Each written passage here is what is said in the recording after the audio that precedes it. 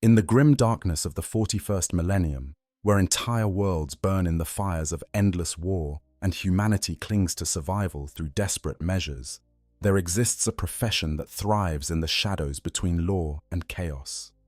These are the bounty hunters, the manhunters, the sworn trackers who navigate the treacherous boundaries of imperial society in pursuit of those who would escape justice or meet their end at the hands of whoever pays the highest price.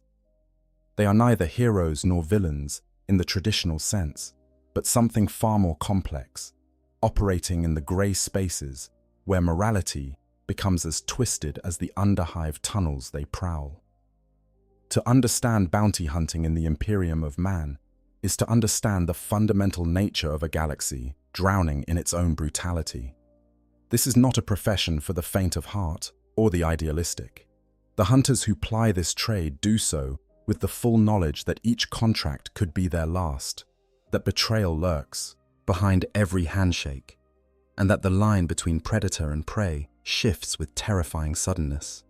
They are loners by necessity, warriors by training, and survivors by sheer force of will. Some are driven by greed, others by a twisted sense of justice, and still others simply by the primal need to test themselves against the most dangerous game humanity has to offer. The Imperium spans 1,000,000 worlds, each with its own laws, customs, and interpretations of justice. On some planets, bounty hunters are sanctioned officials, licensed by planetary governors, and granted sweeping authority to pursue criminals wherever they might hide. On others, they operate in legal twilight zones, tolerated by authorities who lack the resources to hunt down every fugitive themselves. And on still others, particularly in the lawless depths of hive worlds like Necromunda, bounty hunters are simply the ones with the biggest guns and the keenest survival instincts, operating under charters that grant them immunity from prosecution so long as they bring in their quarry, dead or alive. The profession attracts all manner of individuals from across the Imperium's vast expanse. Former Imperial guardsmen, discharged from service but unable to leave the violence behind, find new purpose in hunting human prey. Failed Arbites, those who couldn't maintain the rigid discipline required of Imperial law enforcement, discover that their training serves them well in less structured environments. Underhive gangers, who've survived long enough to earn a reputation graduate to the more lucrative business of sanctioned killing. Even Xenos mercenaries and abhuman outcasts sometimes find acceptance in a profession that values results over pedigree. What makes bounty hunting particularly brutal in the 41st millennium is the sheer scale of the challenges involved. A hunter might spend months tracking a single target across multiple star systems, navigating not just physical distances, but the labyrinthine bureaucracies of the administratum, the suspicious gazes of local authorities, and the constant threat of rivals who seek the same bounty. The galaxy is vast beyond comprehension, and finding one person amid trillions is like searching for a specific grain of sand in an endless desert. Yet the successful hunters do exactly that, combining detective work, informant networks, raw intimidation, and sheer dogged persistence. The rewards can be substantial, certainly.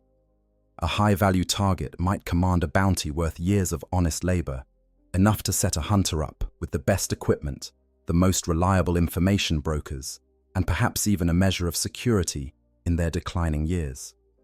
But the costs are equally severe. Injury and death are constant companions. Many hunters bear the marks of past hunts, their bodies rebuilt with augmetic limbs and organs, their faces scarred by plasma burns or blade wounds. Some lose themselves entirely in the profession, becoming so accustomed to violence that they can no longer function in normal society. Others find that the psychological toll of hunting sentient beings eventually breaks them in ways that no amount of physical augmentation can repair. The environments where bounty hunters operate are themselves often as deadly as any quarry. The underhives of Necromunda, for instance, are nightmarish warrens of toxic waste, crumbling infrastructure, and murderous gangs that control entire sectors through force of arms. Hunters who descend into these depths must navigate not just the physical dangers, but also the complex web of gang politics, territorial disputes, and unwritten rules that govern survival. A misstep can mean death, or worse, becoming prey oneself. Similar dangers exist on Forge worlds, where industrial accidents claim lives every day, and a bounty hunter might find themselves pursued through manufactorums filled with molten metal and grinding machinery. On Death worlds, the local fauna poses threats that rival anything a human criminal can offer. And in the void between stars, hunters aboard decrepit spacecraft face the constant risk of mechanical failure, pirate attacks, or encounters with things that should not exist. The profession also operates without the safety nets that more legitimate careers might offer. There are no pensions for retired bounty hunters, no insurance policies that cover catastrophic injury. When a hunter goes down, their equipment is typically looted by whoever finds them first. Their contacts move on to the next available contractor, and their name becomes just another cautionary tale told in underhive drinking dens. The successful ones, those who live long enough to build reputations, become legends in their own right, but even they know that reputation is a double-edged sword.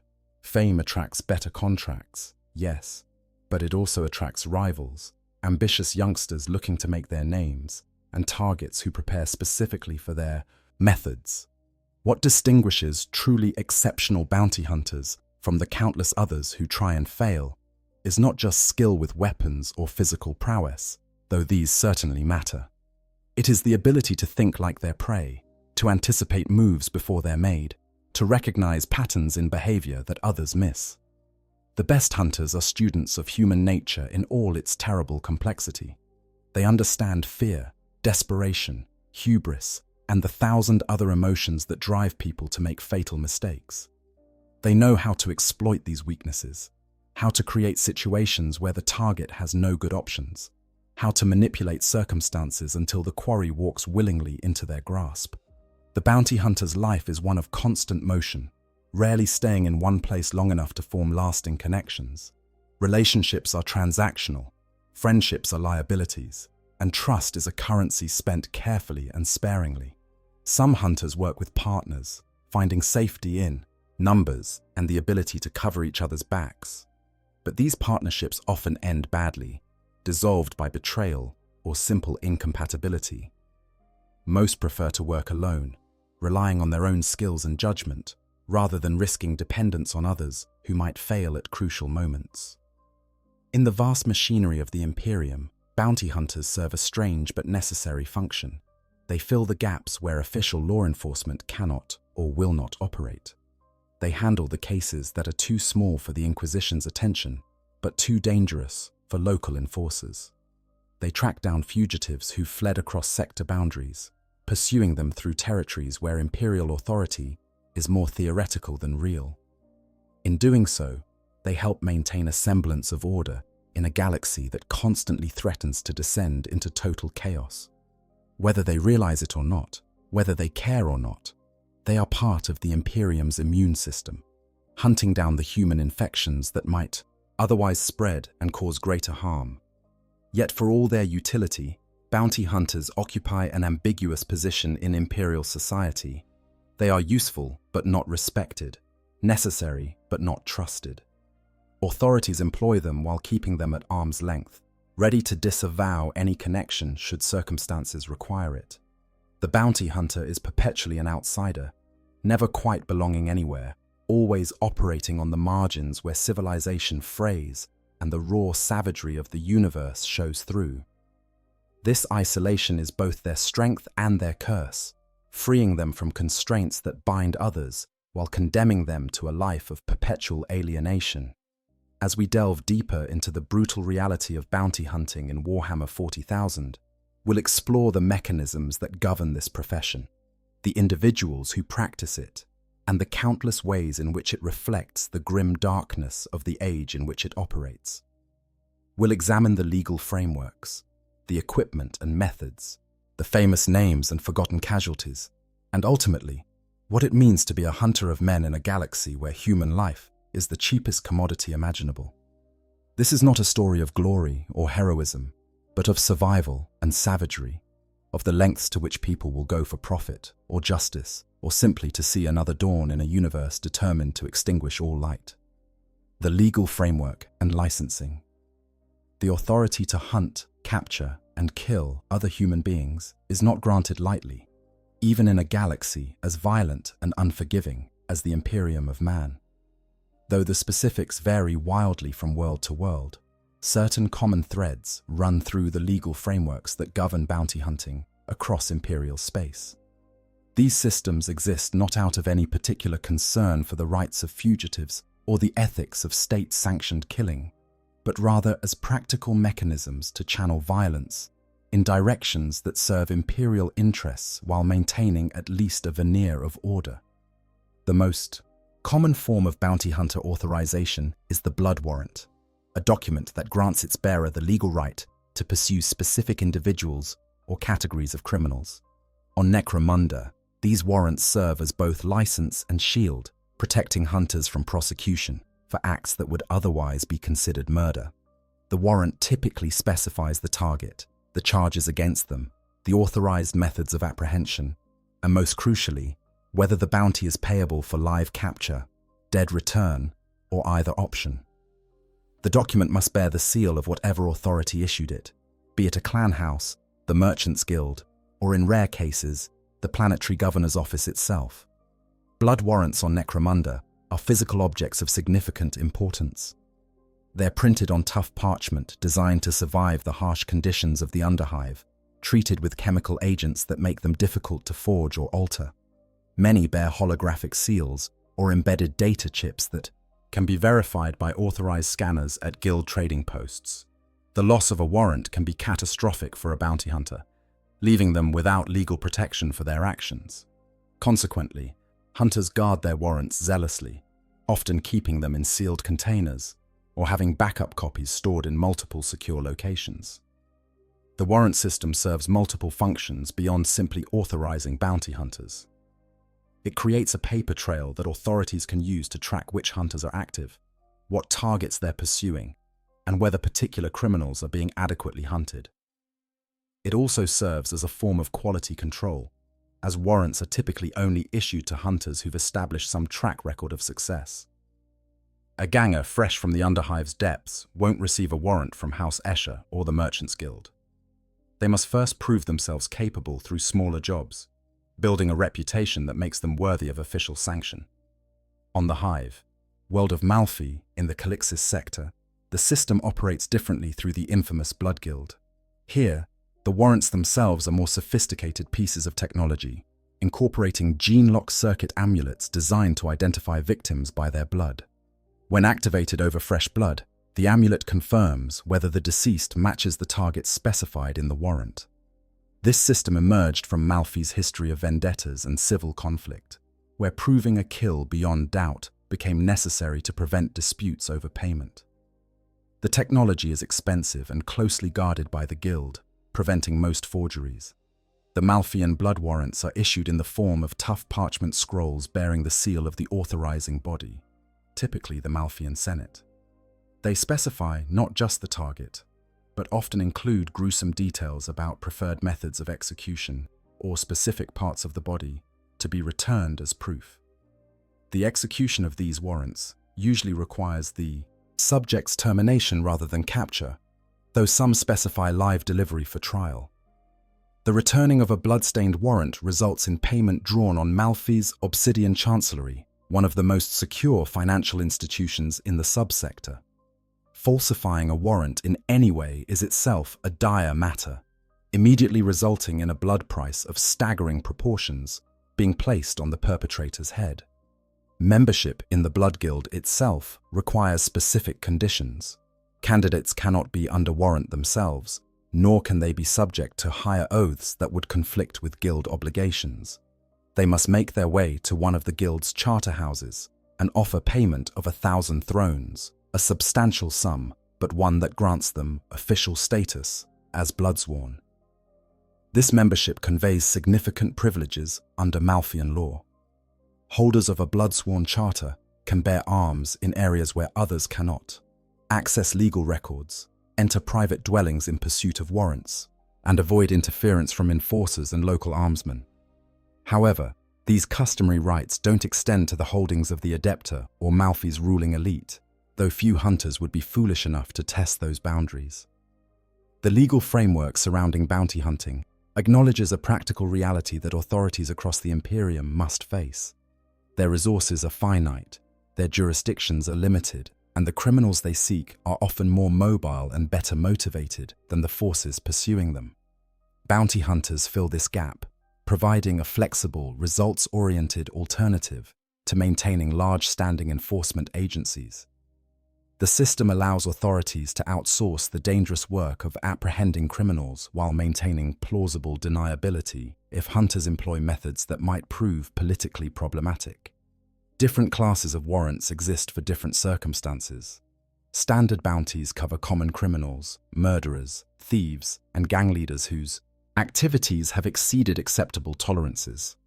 These might pay anywhere from a few hundred credits to several thousand, depending on the danger posed and the resources of the issuing authority. High-value warrants target individuals whose capture or death serves larger political or economic interests. A heretic who's stolen valuable technology, a corrupt noble who's embezzled from the wrong house, or a gang leader who's disrupted profitable trade routes. These might command bounties in the tens of thousands of credits or higher. Special circumstance warrants exist for truly unusual situations. Some authorize hunters to pursue targets across planetary boundaries, a significant expansion of authority that requires higher-level approval and typically comes with corresponding increases in payment.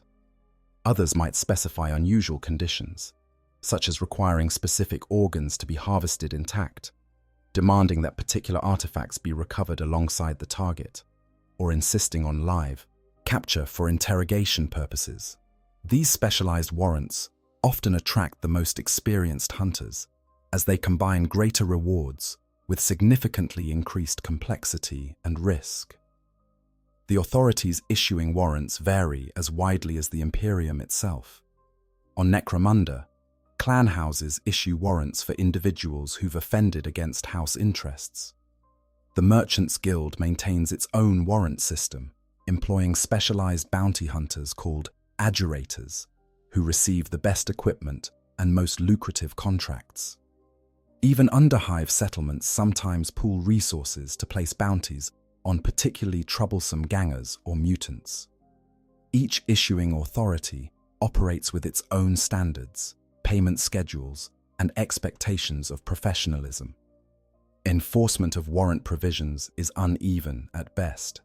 In theory, hunters who exceed their authority, killing targets specified for live capture or torturing innocents in pursuit of information, should face sanctions or loss of license.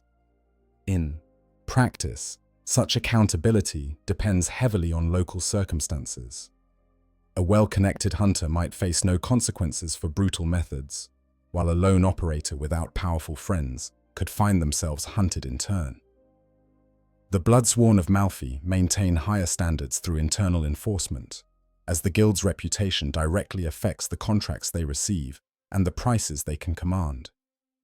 Competition within the guild is fierce, and failure to execute warrants properly can result in ostracism or worse. The relationship between bounty hunters and other law enforcement agencies exists in a state of permanent tension. Arbitrators often view hunters with suspicion, seeing them as barely controlled vigilantes who undermine proper legal processes. Local enforcers resent hunters operating in their jurisdictions, viewing them as outsiders who interfere with delicate political balances.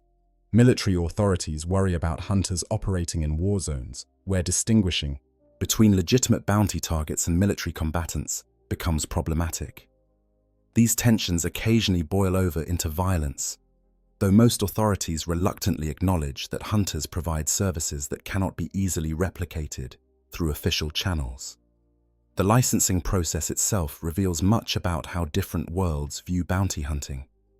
On some planets, obtaining a license requires extensive background checks, psychological evaluation, weapons proficiency testing, and proof of financial responsibility. On others, particularly in more chaotic regions, A license is essentially a receipt for payment, granted to anyone with enough credits, regardless of qualifications. Necromunda falls somewhere between these extremes, requiring prospective hunters to demonstrate both capability and connections. A hunter needs sponsors within the system, individuals or organizations willing to vouch for their reliability and ability to produce results. Warrants can be bought, sold, and traded among hunters, creating a secondary market in hunting rights. An experienced hunter might purchase a warrant from someone who lacks the skills to pursue it, or sell one to focus on more lucrative opportunities. Syndicates sometimes pool warrants, coordinating efforts to bring down entire criminal organizations. This market in warrants adds another layer of complexity to the profession, as hunters must not only possess the skills to execute contracts, but also the business acumen to recognize valuable opportunities and avoid bad investments. The penalties for operating without proper authorization vary, but are universally severe. Unauthorized hunting is typically considered murder, carrying standard penalties up to and including execution. Even in lawless areas like the Necromunda Underhive, authorities will occasionally make examples of unlicensed hunters, particularly if they've killed individuals with powerful friends or disrupted lucrative criminal enterprises that pay protection money to officials. The threat of prosecution serves as both stick and carrot, encouraging hunters to seek legitimate authorization while granting authorities another tool to control those who live by violence. Some hunters operate in legal grey areas, exploiting loopholes or operating under expired licenses. They might claim personal vendettas rather than commercial bounty hunting, or argue that their targets were killed in self-defense rather than pursuant to contracts.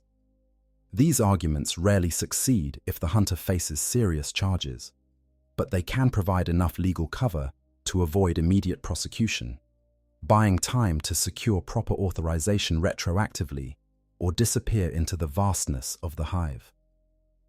The legal frameworks governing bounty hunting reflect the Imperium's fundamental character: authoritarian, bureaucratic, deeply suspicious of individual agency, yet paradoxically reliant on freelance violence to maintain order.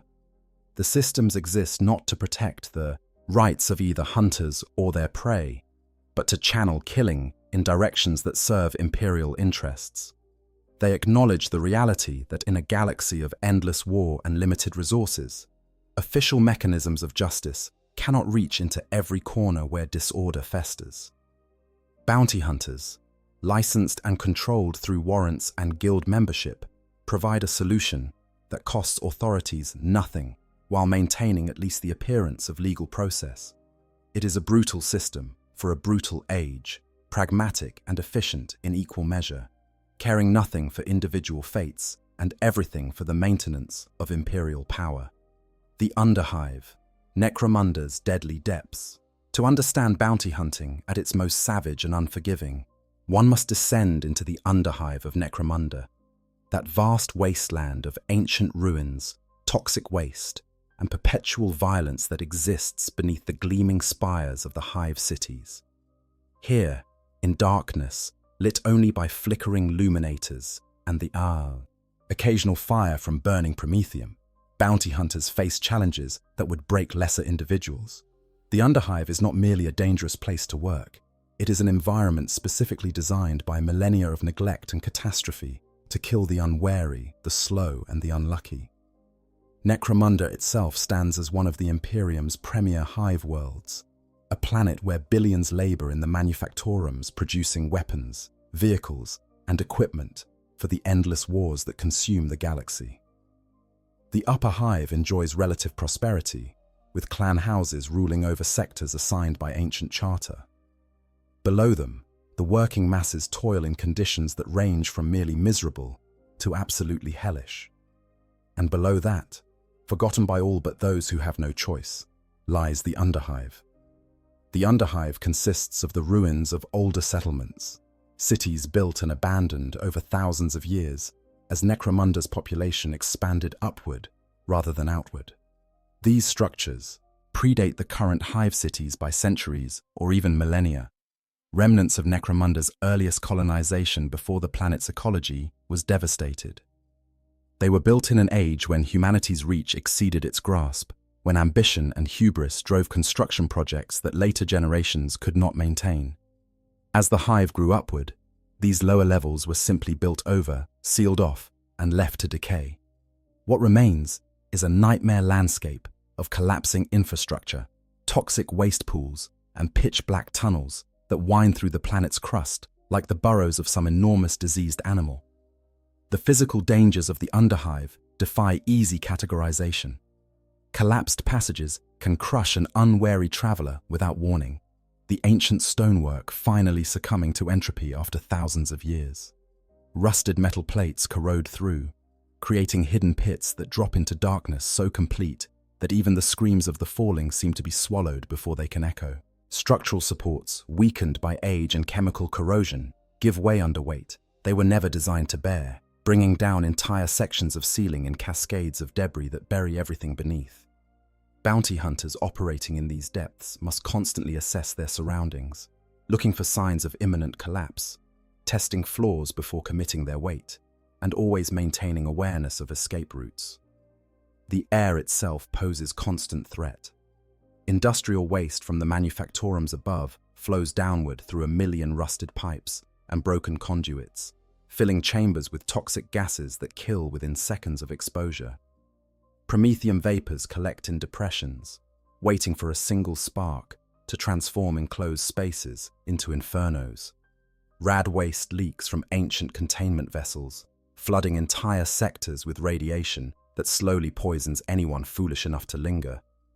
The most experienced underhive hunters carry respirators, toxin detectors, and rad counters as basic equipment, checking their instruments constantly as they move through territories where the air itself might be lethal. The underhive's inhabitants represent another category of danger entirely. Gangs control territory through force of arms, establishing fiefdoms in the ruins where they extract tribute from anyone seeking passage. Each gang house has its own character and methods. House Escher gangs, composed entirely of women, favor swift attacks and toxic weapons, striking from ambush before melting back into the darkness. House Goliath gangers are massive brutes, augmented with crude chemicals and bionics, preferring direct confrontation and overwhelming force. House Orlok controls many of the old mining tunnels and machinery. Their gangers, equipped with industrial weapons, turn to military purpose. Each house presents unique challenges for hunters, requiring different tactics and approaches. Beyond the major clan gangs, countless smaller groups eke out existence in the underhive's depths. Scavenger bands pick through ancient ruins searching for archaeotech, or anything else they might trade for food and ammunition. Mutant colonies, composed of those twisted by radiation or chemical exposure, lurk in the deepest and most polluted areas, attacking anyone who ventures near their territories. Chaos cults worship forbidden gods in hidden temples, conducting blasphemous rituals that somehow seem more terrible in the oppressive darkness. Genestealer cult activity has been reported in some sectors, though few who encounter these xenos-human hybrids survive to report their findings. Even chaos-corrupted gangs occasionally emerge, their members transformed by exposure to warp-touched artifacts or the whispers of demons. The creatures that inhabit the underhive add yet another layer of danger. Rats the size of dogs swarm through the passages, attacking in packs that can overwhelm even armed opponents through sheer numbers. Plague zombies, created by exposure to unknown diseases or deliberate biological weapons, shamble through contaminated zones, their touch spreading infection that transforms victims into more of their kind. More exotic fauna includes sump-dwelling creatures adapted to feed on toxic waste, their metabolisms so alien that conventional weapons barely affect them. Stories circulate of larger things in the deepest levels, creatures whose existence seems impossible but whose victims are real enough. Bounty hunters who venture into the deep underhive must be prepared to face threats that exist outside normal human experience. Navigation in the underhive challenges even experienced guides. No comprehensive maps exist, and those that do exist are often outdated, incorrect, or deliberately misleading. Passages change as structures collapse and gangs dig new tunnels. Landmarks disappear as settlements are abandoned or destroyed. The darkness is so complete in many areas that even luminators struggle to penetrate it, creating pools of light surrounded by pressing blackness that might hide anything. Hunters rely on local guides, though these guides have their own agendas and cannot always be trusted. Some hunters develop their own mental maps of sectors they work regularly, learning the layouts through repeated exposure and countless close calls. The economics of the underhive create additional complications for bounty hunters. The standard imperial currency has limited value here, where barter and scrip issued by local strongmen serve as the primary means of exchange. A hunter might spend credits to obtain information in one settlement, only to find that the next settlement over uses an entirely different system. Food and water, always valuable, become literally priceless in certain sectors where supply lines have been cut. Ammunition serves as universal currency, as do weapons, medical supplies, and certain drugs. Hunters must carry diverse resources and maintain flexibility in their dealings, prepared to pay in whatever currency local conditions demand. Information gathering in the underhive requires particular skills. The inhabitants are naturally suspicious of outsiders, viewing questions as potential threats. A hunter asking about a fugitive might find themselves attacked by gang members protecting one of their own, or by opportunists who see an opportunity for robbery. Successful hunters develop networks of informants, individuals who can be reliably bribed or coerced into providing intelligence. These networks require constant maintenance, as informants must be paid, protected from rivals, and occasionally reminded why cooperation serves their interests better than betrayal. The best informants are those who have their own reasons to see a particular target caught, making them motivated partners rather than reluctant sources. Combat in the underhive differs significantly from fighting in more open environments. Firefights occur at close range in cramped passages where cover is abundant, and sightlines are measured in meters rather than hundreds of meters. Ricochets are constant hazards, with bullets bouncing off metal walls to strike combatants from unexpected angles.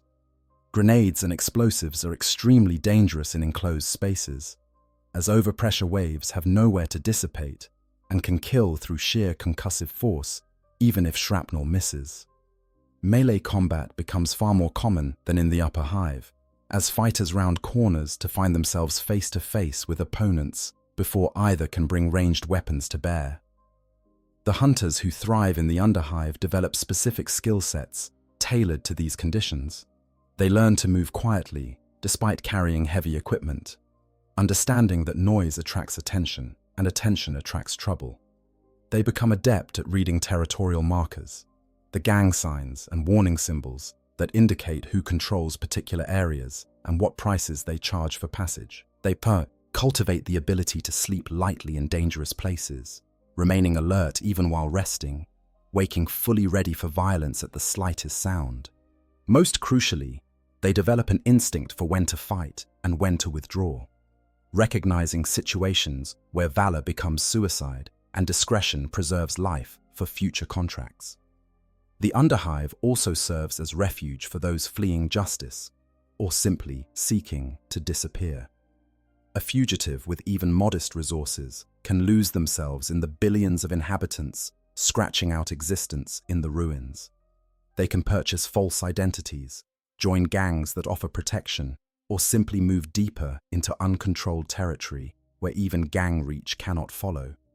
This makes the hunter's job exponentially more difficult, as they must not only locate targets in a vast and hostile environment, but also extract them through territory controlled by individuals who have every reason to resist. Yet despite all these dangers, the underhive attracts hunters from across Necromunda and beyond. The bounties tend to be substantial, as those who flee to the underhive are typically desperate individuals with powerful enemies, willing to pay premium rates for their capture or death. The underhive also offers freedoms impossible in the regimented upper hive.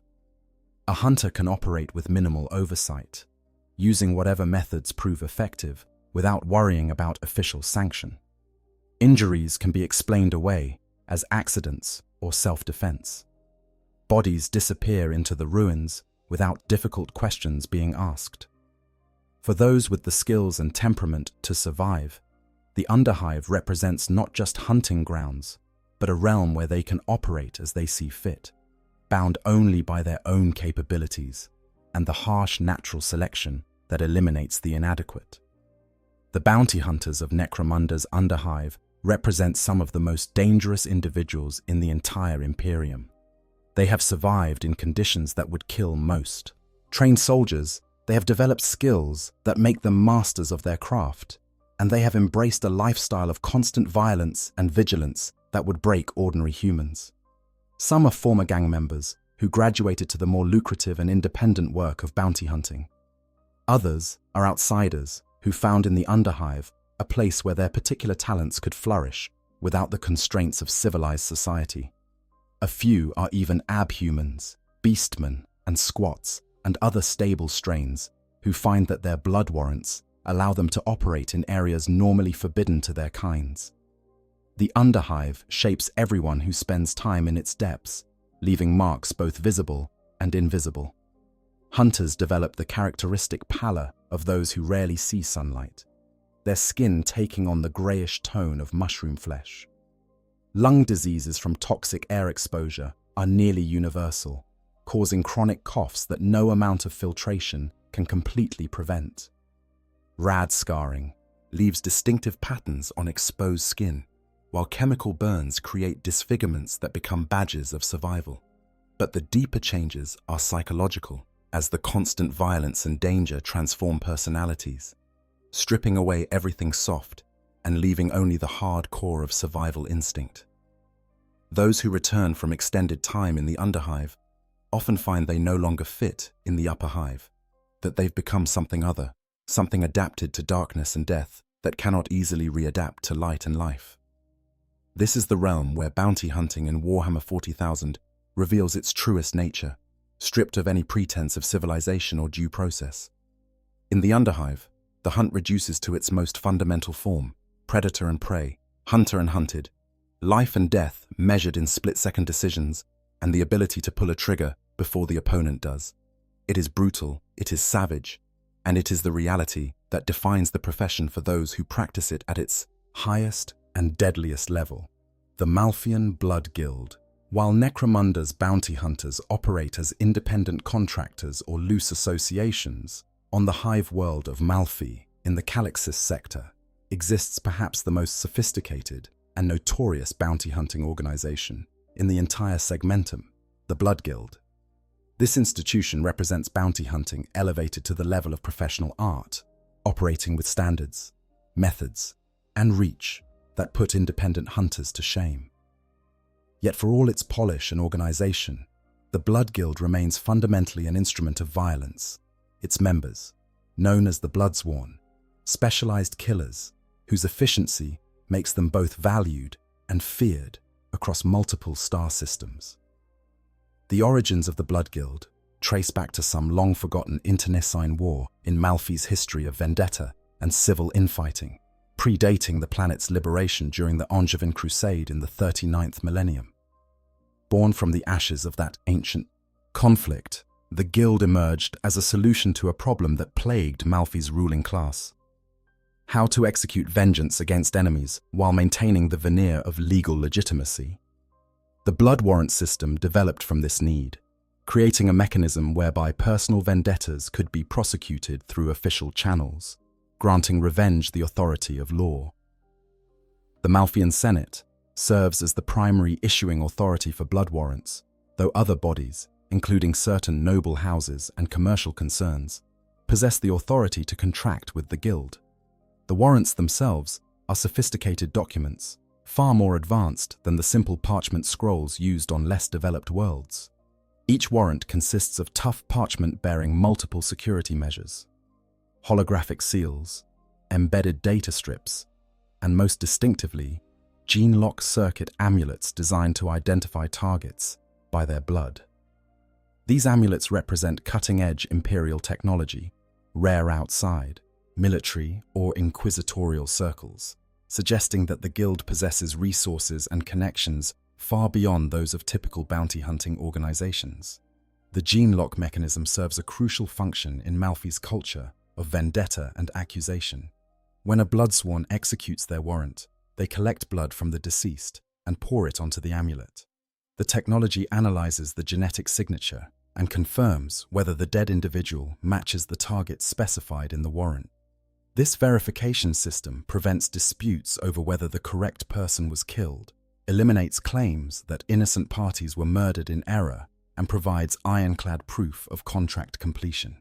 The amulet activates only once, sealing itself after verification and creating a tamper-proof record that can be presented to the Obsidian Chancellery for payment. The warrants typically specify termination rather than capture, though some exceptional cases call for live delivery to face trial. The scrolls often include gruesome specifications about preferred methods of execution or particular body parts to be returned as trophies. These requirements might seem gratuitously violent, but they serve the practical purpose of proving beyond doubt that the target met the fate specified by whoever purchased the warrant. A noble house that wants a rival's death confirmed might require the head be delivered, while a merchant guild seeking revenge for fraud might specify that the target's signing hands be removed. The Blood Guild executes these requirements without judgment or hesitation, understanding that their reputation depends on exact fulfillment of contract terms. Becoming a Bloodsworn requires more than simply paying the entry fee, substantial though it is. Candidates must meet specific eligibility requirements. They cannot themselves be under any blood warrant. They must not be bound by higher oaths that would conflict with guild obligations, and they must be capable of making their way to one of the guild's charter houses, itself a test of resourcefulness and determination. The 1,000 throne entrance fee separates serious applicants from dilettantes, ensuring that those who join possess at least sufficient wealth or backing to outfit themselves properly. Upon acceptance into the guild, new members receive significant privileges under Malfian law. The Bloodsworn Charter grants them rights that ordinary citizens, even armed and dangerous citizens, do not possess. They can carry weapons in areas where civilian firearms are prohibited. They can access legal records pertaining to their warrants, examining evidence and testimony that would normally be sealed. They can enter private dwellings during pursuit of warrants, ignoring property laws that would normally prevent such intrusions. They can operate without interference from local enforcers and armsmen, who are legally required to step aside when a Bloodsworn presents valid credentials. These privileges make the guild extraordinarily effective, as members can pursue targets through spaces where normal bounty hunters would immediately face arrest. However, these rights are not unlimited. The Charter explicitly excludes holdings of the Adepta and Malfi's ruling elite from its protections. A Bloodsworn cannot force their way into an ecclesiarchy cathedral, a mechanicus forge, or the palace of a sitting senator while claiming guild authority. These limitations exist not from any particular deference to these institutions, but from simple pragmatism. The guild recognizes that challenging such powerful entities would result in its own destruction. The Bloodsworn learn to work around these restrictions, finding other methods to reach targets who seek sanctuary in protected spaces. The membership of the Blood Guild is drawn from diverse backgrounds, united only by their capacity for violence and their willingness to kill for money. Many are former Imperial Guardsmen, discharged from service, but unable or unwilling to return to peaceful life. These veterans bring military discipline and combat training to their work, making them formidable adversaries. Failed Arbites find new careers in the guild, their knowledge of Imperial law and investigation techniques proving valuable. Disgraced armsmen from noble houses, having fallen out of favor with their former masters, often seek redemption or simply employment with the Bloodsworn.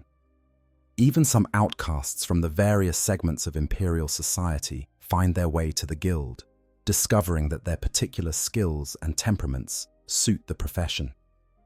The internal culture of the Blood Guild encourages competition among its members while maintaining certain minimum standards of professional conduct. Multiple Bloodsworn might seek to execute the same lucrative warrant, competing to see who can claim the kill and collect the bounty.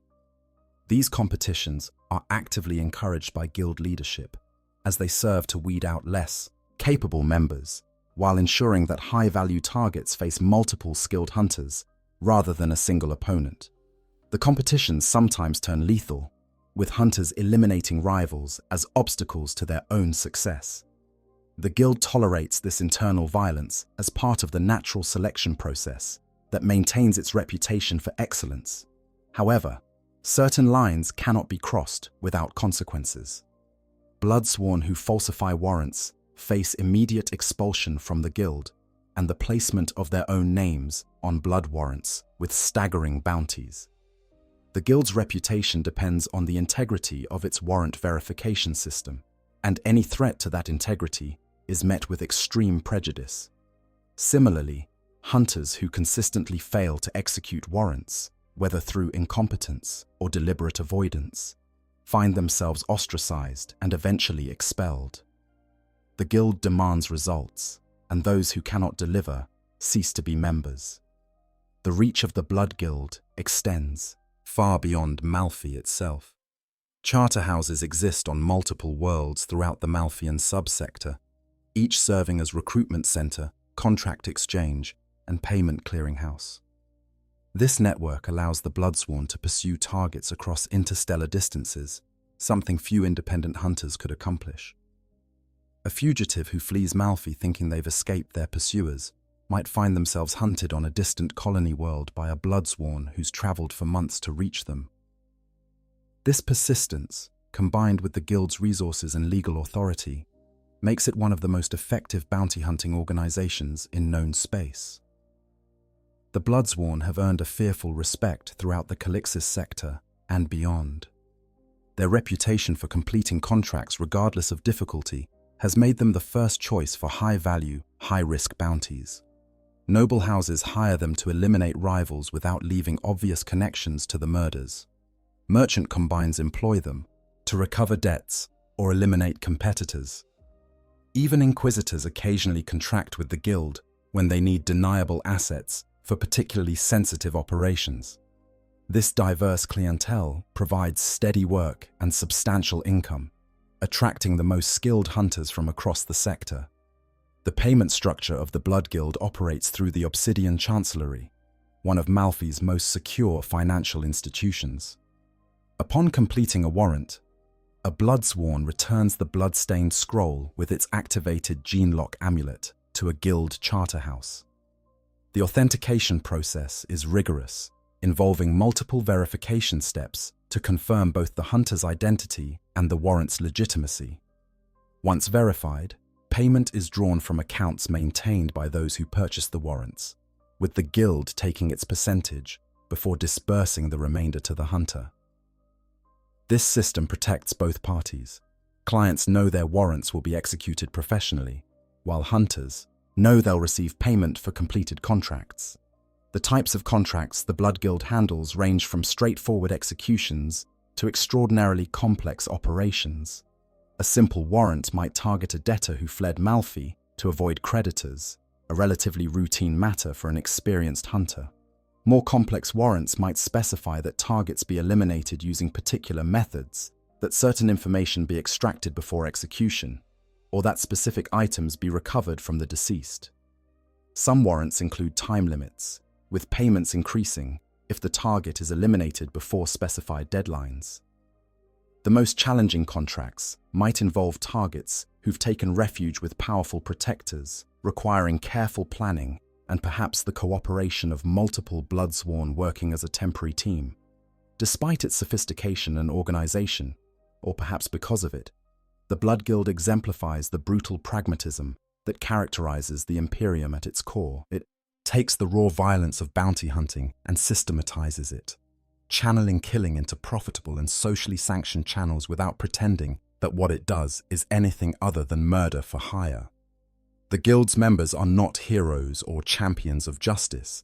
They are professional killers who found an institution that values their particular skill set. They operate with the blessing of imperial authority, not because what they do is morally righteous, but because it serves the interests of those with power and wealth.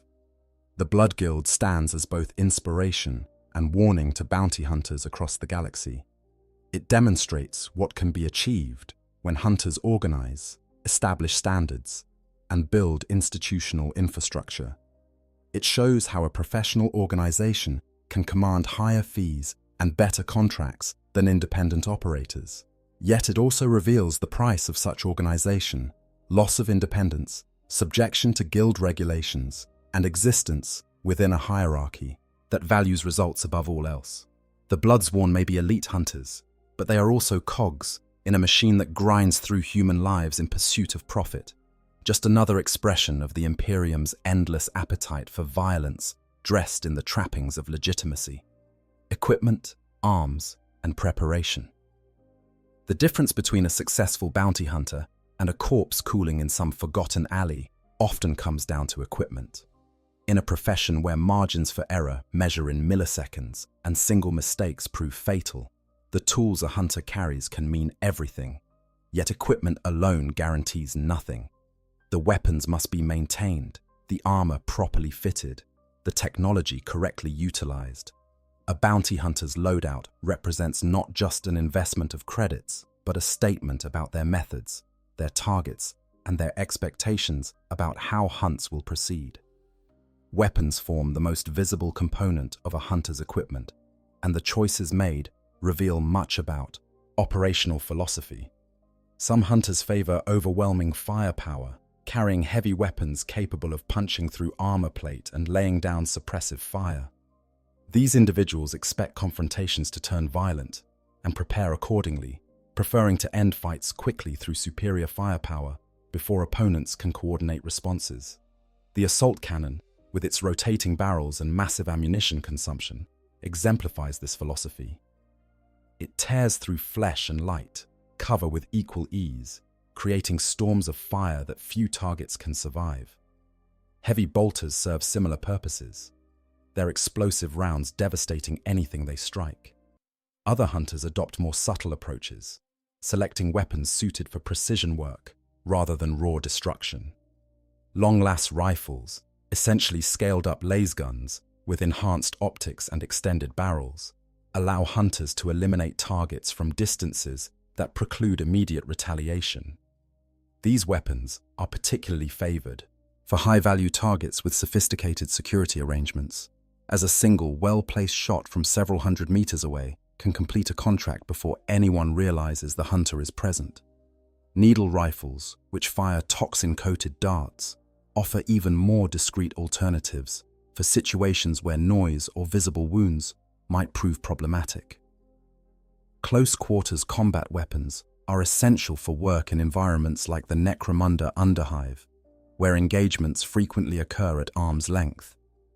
Combat knives, chain weapons, power swords, each serves specific purposes. A simple but well-made combat knife serves as both tool and weapon, useful for everything from cutting through restraints to silent elimination of sentries. Chain weapons, with their motorized teeth, excel at intimidation and inflicting horrific wounds that psychologically shatter opponents even if they don't immediately kill. Power weapons, rare and expensive, disrupt molecular bonds on contact, allowing even relatively weak strikes to cleave through armor and flesh. The selection of specific weapons depends heavily on anticipated mission profiles. A hunter pursuing a target through the narrow tunnels of a hive underhive might carry a shotgun or auto pistol, weapons optimized for close range work and easily maneuverable in confined spaces. One tracking prey across ash wastes might prefer a rifle with long-range capability and reliability in dusty, harsh conditions. Those pursuing Xenos targets often invest in specialized ammunition or weapon modifications, as what works against humans proves ineffective against certain alien physiologies. Armor represents another critical equipment category, though hunters face difficult trade-offs between protection and mobility. Full void-rated power armor would provide excellent protection, but renders stealth impossible and restricts movement unacceptably. Most hunters therefore compromise, selecting armor that offers reasonable protection without completely sacrificing mobility. Flak armor, the workhorse of Imperial military forces, provides adequate protection against small arms fire and shrapnel, while remaining relatively lightweight. Mesh armor, woven from advanced materials, offers better protection than flak, while being even lighter, though at significantly higher cost. The truly wealthy or well-connected might possess carapace armor, the same protection worn by elite military units and inquisitorial agents. This articulated armor provides protection approaching that of light power armor while maintaining enough flexibility for complex movements. Some hunters augment their armor with additional plates protecting vital organs or vulnerable points, creating customized suits that reflect lessons learned from past injuries. Ablative coating can be applied to protect against las fire, while rad shielding becomes essential for operations in contaminated zones. Technology and equipment beyond weapons and armor further distinguish professional hunters from amateurs. Auspex scanners detect life signs through walls and in darkness, giving hunters critical information about target locations and numbers. These devices vary widely in sophistication and capability, from crude models that merely indicate whether something alive is nearby, to military-grade units that can distinguish between different species and even identify individuals based on stored biosignatures. The latter remain rare and extremely expensive, but for hunters who can afford them, they represent game-changing advantages. Communication equipment allows hunters operating in teams to coordinate their actions, though it also creates vulnerabilities if enemies possess the right technical expertise to intercept or jam transmissions. Voxcasters serve as standard communication devices across the Imperium, but smart hunters employ encryption and frequency hopping to prevent eavesdropping. Some invest in short-range hand signals and pre-arranged codes, allowing silent communication in situations where Vox traffic might give away positions. Specialized equipment addresses specific challenges.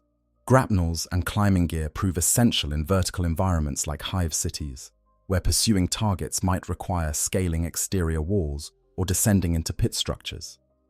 Respirators and air filters protect against toxic atmospheres, while rad counters warn of dangerous radiation levels before exposure causes permanent damage.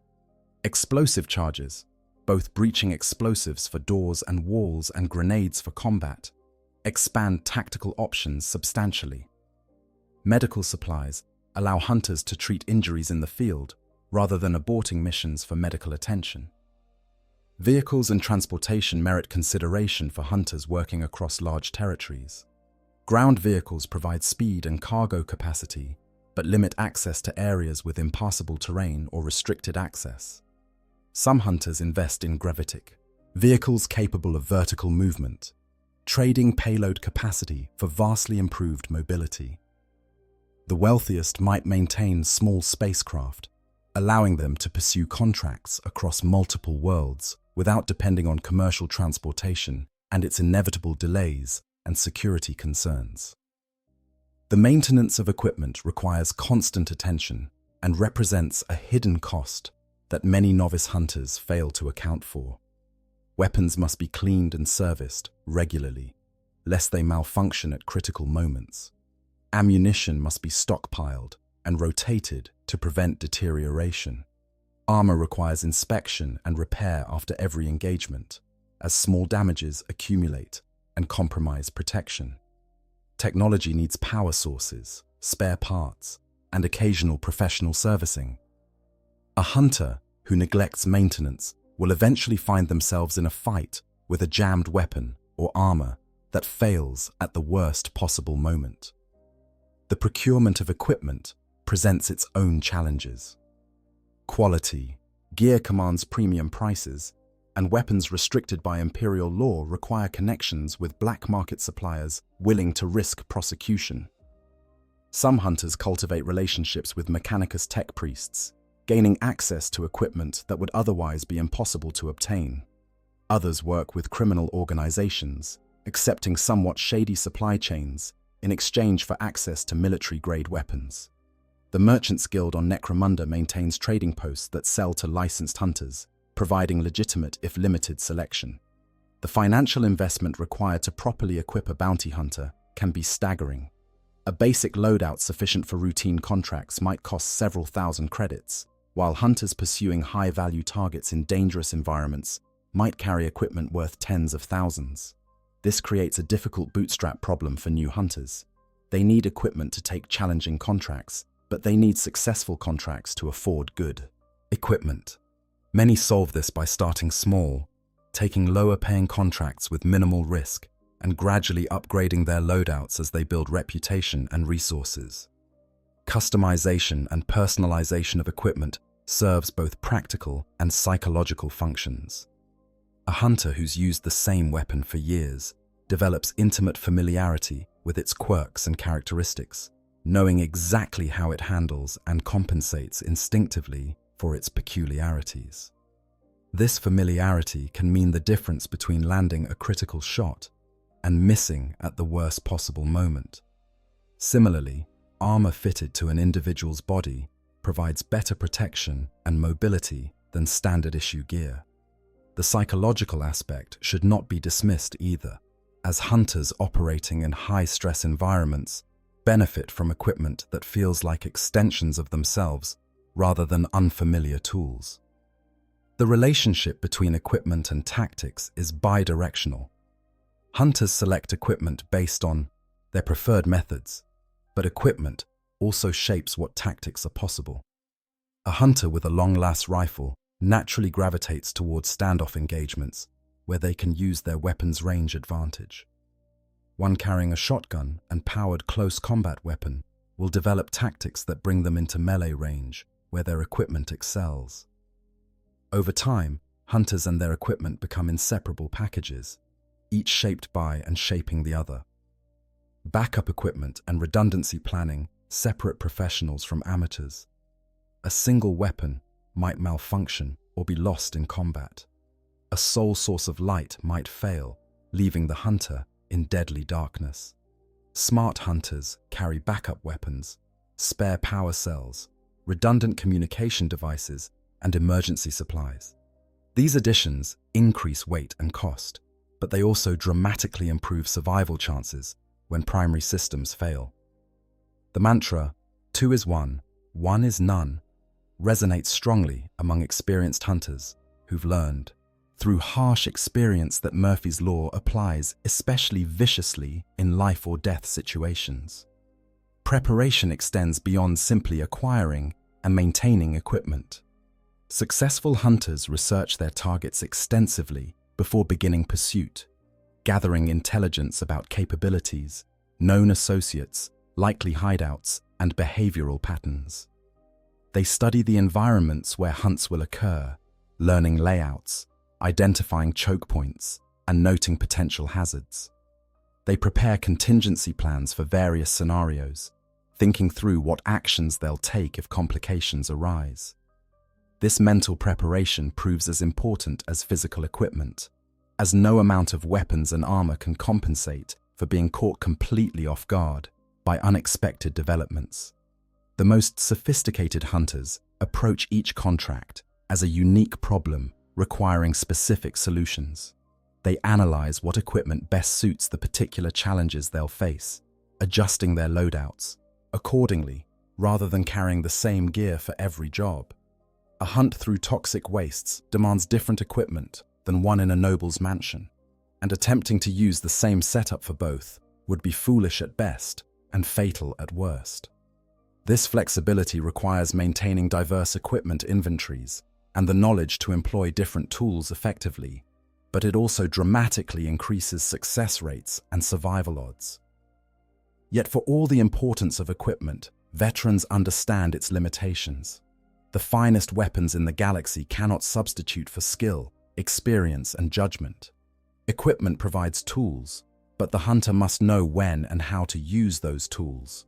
A novice with expensive gear will die just as quickly as one with cheap equipment when facing a skilled opponent, while a veteran with basic weapons and armor might prevail through superior tactics and awareness. Equipment matters, certainly, but it matters most in the hands of those who understand both its capabilities and its limitations, who maintain it religiously, and who employ it with the hard-won wisdom that comes from surviving long enough to learn from mistakes, without those mistakes proving fatal. Methods of the hunt. The actual practice of bounty hunting involves far more than simply pointing a weapon at a target and pulling the trigger. The kill itself, or capture if the warrant specifies live delivery, represents merely the conclusion of processes that might stretch across weeks or months. The methods hunters employ to locate, track, and finally confront their quarry separate the successful from the dead, the professional from the amateur. These methods combine investigation, psychology, violence, and patience in proportions that vary with each contract and each hunter's personal approach. Investigation forms the foundation of almost every successful hunt. Before pursuing a target physically, the hunter must first determine where that target has gone and what they might do next. This requires gathering and analyzing information from diverse sources, building a picture of the target's capabilities, resources, connections, and likely destinations. The process begins with the warrant itself, which typically includes basic information about the target, their known crimes, and perhaps last confirmed location. From this starting point, the hunter begins expanding their knowledge. The first phase of investigation often involves examining official records when accessible. On worlds with functional bureaucracies, these records might include residence registrations, employment histories, criminal records, and travel documents. A hunter with proper credentials or bribed contacts can access databases that reveal a target's movements through official channels. Did they book passage on a transport? Purchase supplies at a registered vendor? Seek medical treatment at a licensed facility? Each interaction with official systems creates records that skilled hunters can exploit. However, many targets actively avoid official channels, operating within grey or black markets where transactions leave no electronic trails. For these cases, hunters must rely on human intelligence gathered through more direct methods. This might involve interviewing associates, family members, or business contacts of the target. The art lies in conducting these interviews in ways that elicit useful information without alerting the target that they're being hunted. Some hunters adopt false identities, posing as distant relatives, debt collectors, or potential employers to explain their inquiries. Others rely on intimidation, making clear that cooperation serves the interests of those questioned better than loyalty to the fugitive. Informant networks represent invaluable assets for experienced hunters. These networks consist of individuals positioned to observe and report on activities within specific areas or social groups. On Necromunda, an informant might be a bartender who sees everyone passing through a particular underhive settlement, or a guild official with access to commercial transaction records, or a ganger who owes the hunter favors. These informants typically work for payment, either in credits or other valuable commodities, though some can be motivated by promises of protection or threats of exposure. The maintenance of informant networks requires constant investment, as sources must be paid regularly to keep them motivated and available when needed. Pattern analysis helps hunters predict target behavior, even without specific intelligence about current location. People are creatures of habit, and even those fleeing prosecution often fall back on familiar patterns when under stress. A target with a history of drug use might seek out suppliers of their preferred substance. One with gambling problems might gravitate toward dice dens and card games. Former gang members often try to contact old associates for assistance. By identifying these patterns in a target's history, hunters can position themselves where the target is likely to eventually appear, turning the hunt from a search into an ambush. Physical tracking becomes necessary when trails lead into areas lacking infrastructure or record keeping. In these situations, hunters must follow literal tracks, signs of passage through hostile territories. This might involve examining disturbed dust patterns, identifying specific boot prints, noting displaced vegetation or broken branches in areas with plant life. On some worlds, hunters employ specialized equipment like gene sniffers capable of detecting trace amounts of human DNA, or heat pattern trackers that follow thermal signatures left by recent passage. The best trackers combine technology with traditional fieldcraft, using both to build comprehensive pictures of where targets have been and where they're heading. Surveillance operations allow hunters to gather intelligence on targets once general locations have been determined. This might involve stakeouts of known associates, monitoring of locations where targets might appear, or following individuals who might lead to the target. Effective surveillance requires patience and discipline, as hunters might spend days or weeks in uncomfortable positions, watching for brief glimpses of their quarry. The use of remote cameras, motion sensors, and other automated surveillance tools can reduce the tedium, though such technology risks detection by alert targets or simply malfunction in harsh environments. Psychological manipulation represents another tool in the hunter's arsenal. By understanding how targets think and what motivates them, hunters can create situations that drive targets toward desired outcomes. This might involve spreading misinformation that convinces a target certain areas are safe when they're actually under observation, or planting evidence suggesting that the target's allies have betrayed them, causing the target to flee into prepared traps.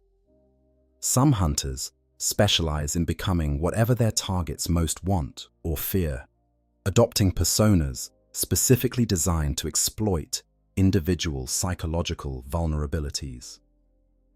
Social engineering techniques exploit the human tendency to trust familiar things and be helpful to apparent authority figures.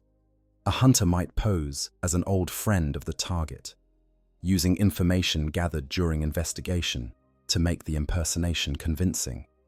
Or they might claim to be an official of some sort, relying on most people's unwillingness to challenge authority figures. These techniques work best on targets who aren't experienced criminals, as those who've lived outside law longer tend to be more suspicious and less easily manipulated. Bribery and corruption serve as direct methods for obtaining cooperation from individuals positioned to help. A customs official might be bribed to provide information about passengers passing through their checkpoint. A local enforcer might accept payment to ignore certain activities or even assist the hunter directly. The use of bribes requires judgment about how much to offer, as insultingly low amounts offend, while excessively high payments arouse suspicion. It also requires assessing whether the bribed individual can be trusted to actually provide the promised assistance, rather than simply taking the money and providing nothing, or worse, alerting the target. Traps and ambushes allow hunters to choose the ground and circumstances of confrontation, rather than accepting whatever situation they find their targets in. A well-prepared ambush eliminates many of the variables that make hunting dangerous, putting the hunter in position to strike, without warning, against a target who lacks awareness of the danger. The preparation might be as simple as positioning oneself along a route the target must use, or as complex as staging elaborate scenarios designed to draw targets into carefully arranged kill zones. Explosives can be positioned to channel targets into particular areas or simply eliminate them directly. Sniper positions can be prepared with clear fields of fire and multiple exit routes. The actual confrontation, when it finally occurs, might take many forms, depending on circumstances and warrant specifications. Live capture requires different approaches than termination contracts. A target who must be delivered alive for trial cannot simply be shot, requiring instead the use of less lethal weapons, restraints, and methods to prevent suicide or self-harm. These captures frequently prove more dangerous than simple kills, as the hunter must close to grabbing distance while the target fights desperately for freedom. Specialized equipment like shock sticks, web guns, or neural inhibitors can assist, but they're not foolproof and don't work on all targets. For termination contracts, the method of kill might be specified in the warrant or left to the hunter's discretion. Some hunters favor long-range elimination, shooting targets from positions that preclude retaliation or even identification of the shooter. Others prefer close-range work, using blades or bare hands to accomplish kills quietly without attracting attention that gunfire would generate. The most brutal might employ methods designed to send messages to others, killing in ways that serve as warnings to anyone who might follow similar paths. Combat skills prove essential when confrontations turn violent, as they frequently do. Even the best planned ambush can go wrong when targets prove more capable than expected or receive unexpected assistance.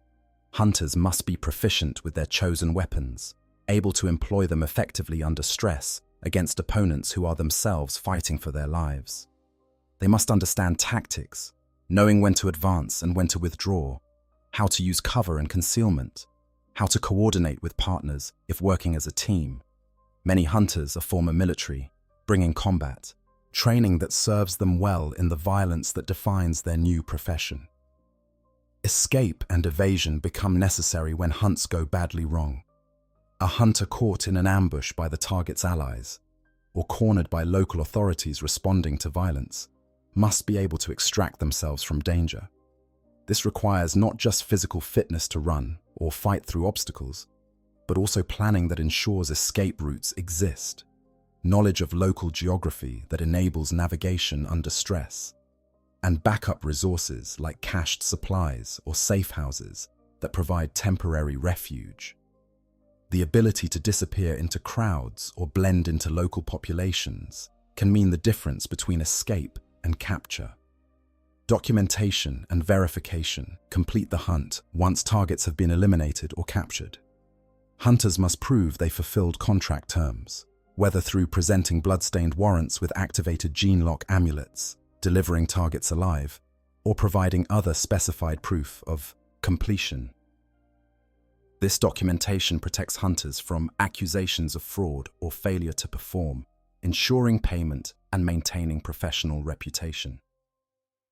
The most professional hunters document their work extensively, maintaining records of investigation steps, evidence gathered, and actions taken, creating comprehensive files that can withstand scrutiny if disputes arise.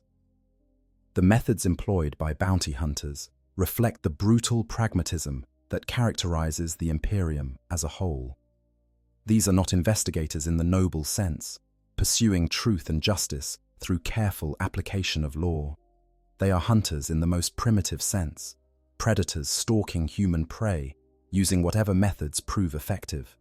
Some maintain ethical boundaries, refusing certain types of contracts or methods they consider excessive.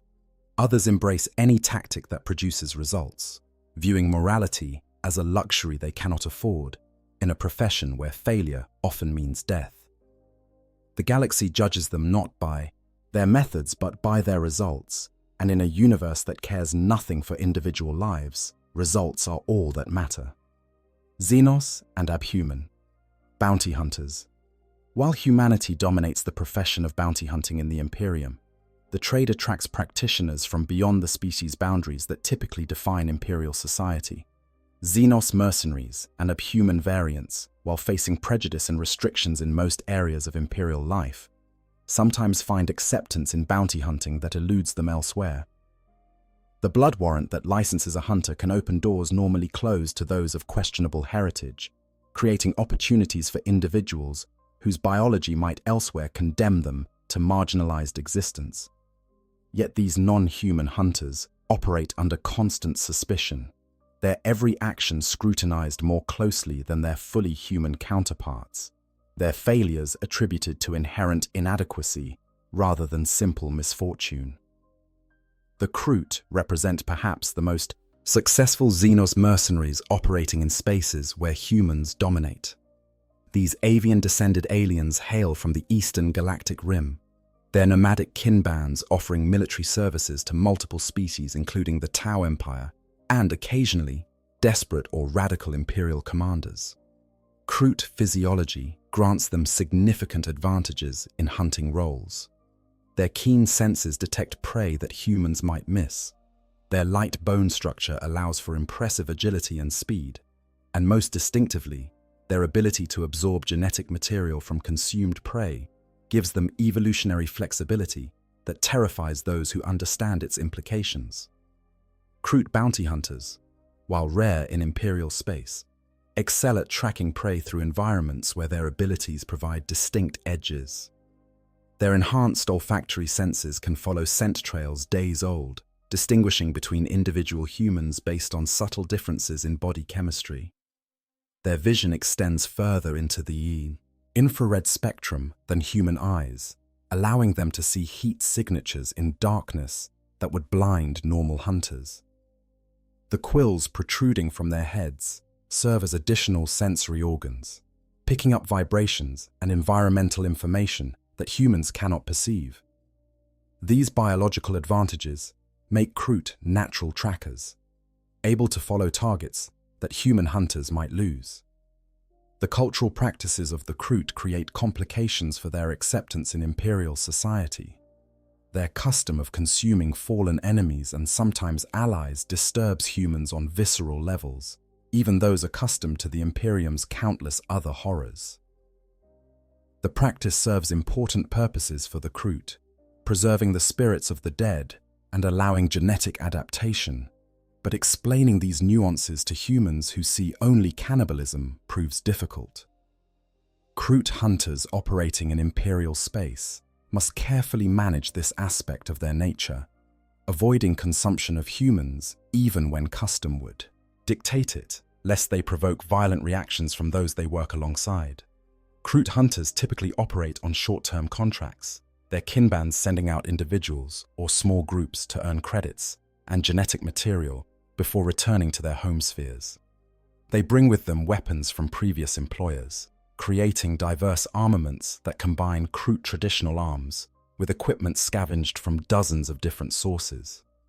A Kroot hunter might carry a Kroot rifle, a weapon unique to their species that combines blade and firearm, alongside a laser gun looted from a dead guardsman and grenades purchased from an arms dealer. This eclectic approach to equipment marks them as outsiders, but also demonstrates pragmatic adaptability. The relationship between Kroot hunters and their human employers exists in constant tension. Humans appreciate the results Kroot deliver, but rarely trust them, viewing them as barely controlled xenos, whose loyalty extends only as far as the next payment. This suspicion is not entirely unfounded, as Kroot do indeed prioritize their contracts, but will abandon employers who fail to provide agreed-upon compensation. The Kroot, for their part, view humans as useful but treacherous, requiring constant vigilance to prevent betrayal.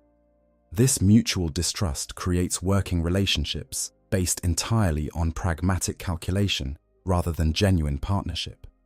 Other minor xenospecies occasionally appear in bounty hunting contexts, though far more rarely than Kroot. The Loxatl, strange serpentine creatures covered in crystalline scales, sometimes work as mercenaries in the service of various factions, including Chaos Warbands and Radical Inquisitors. Their cold-blooded physiology makes them difficult to detect with heat sensors, while their ability to survive in environments lethal to humans grants them access to areas where targets might think themselves safe. The Slith, four-armed serpentine aliens, bring impressive physical capabilities and natural armor to their work, though their association with the Dark Eldar makes them extraordinarily rare in legitimate Imperial contexts. Within the Imperium's official borders, abhumans represent a more acceptable, if still stigmatized, alternative to Xenos mercenaries. These stable mutations of baseline humanity occupy legally recognized, if lowly, positions in Imperial society. On Necromunda, abhumans find that the blood warrant licensing them as bounty hunters allows them to operate in areas normally restricted to their kinds. This represents significant improvement in status, as abhumans typically face severe discrimination and are confined to specific sectors of hives and settlements. Beastmen, perhaps the most common abhuman strain after rattlings and ogrin, occasionally take up bounty hunting on Necromunda and other hive worlds. These individuals, marked by bestial features like horns, hooves, and excessive body hair, face intense prejudice throughout the Imperium. Many humans view them as barely removed from chaos corruption, deserving only contempt and violence. Yet beastmen possess significant physical advantages. They are typically stronger than baseline humans, more resistant to pain and injury, and often more aggressive and willing to employ violence. These traits, combined with their status as social outcasts with nothing to lose, can make them formidable hunters. A beastman bounty hunter operates under disadvantages that human hunters do not face. Many potential clients refuse to work with them, regardless of their skills or track records. Their appearance marks them as other, making undercover work nearly impossible and limiting their ability to gather intelligence through social interaction. They face hostility from local populations, religious zealots who view them as corrupted, and even other bounty hunters who see them as lesser beings unworthy of respect. Yet some beastmen embrace these challenges, using them to develop skills that compensate for their disadvantages and carving out niches where their particular capabilities provide value others cannot match. Squats, the short but stocky abhuman strain, bring different advantages to bounty hunting. Their natural resistance to toxic environments, developed through generations living in harsh mining colonies, allows them to operate in conditions that would quickly kill baseline humans. Their cultural traditions emphasize craftsmanship and mechanical aptitude, making them skilled with equipment maintenance and modification. Squat hunters on Necromunda often favor heavy weapons, their dense musculature allowing them to carry loads that would exhaust taller humans. They also bring clan networks and trading connections that can provide intelligence and resources unavailable to isolated human hunters. The integration of abhumans into bounty hunting communities varies by location and specific circumstances. On Necromunda, the Underhive's brutal pragmatism means that capabilities matter more than pedigree. A hunter who consistently brings in targets earns grudging respect, regardless of their genetic heritage. In the upper hive, or on more socially conservative worlds, abhumans face greater restrictions and hostility. Some establish reputations, specifically among abhuman communities, becoming known as hunters, who'll take contracts others ignore, specializing in targets who fled into abhuman sectors or committed crimes against abhuman populations. The psychological dimensions of being a non-human hunter in human-dominated space create unique challenges. These hunters exist in multiple worlds simultaneously. They must understand human psychology to track human prey, yet they can never fully be part of human society. They must prove themselves repeatedly, each success attributed to luck or desperation, while each failure confirms prejudices about their inherent inadequacy. Some embrace this isolation, using it to develop perspectives, unburdened by human social constraints. Others internalize the hatred directed at them, becoming bitter and brutal in ways that exceed even the baseline violence of the profession. The question of loyalty and reliability troubles human employers of non-human hunters.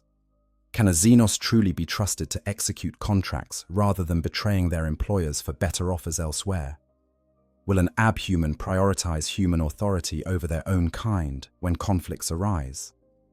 These concerns have foundations in reality, as non-human hunters do indeed face divided loyalties that baseline humans do not.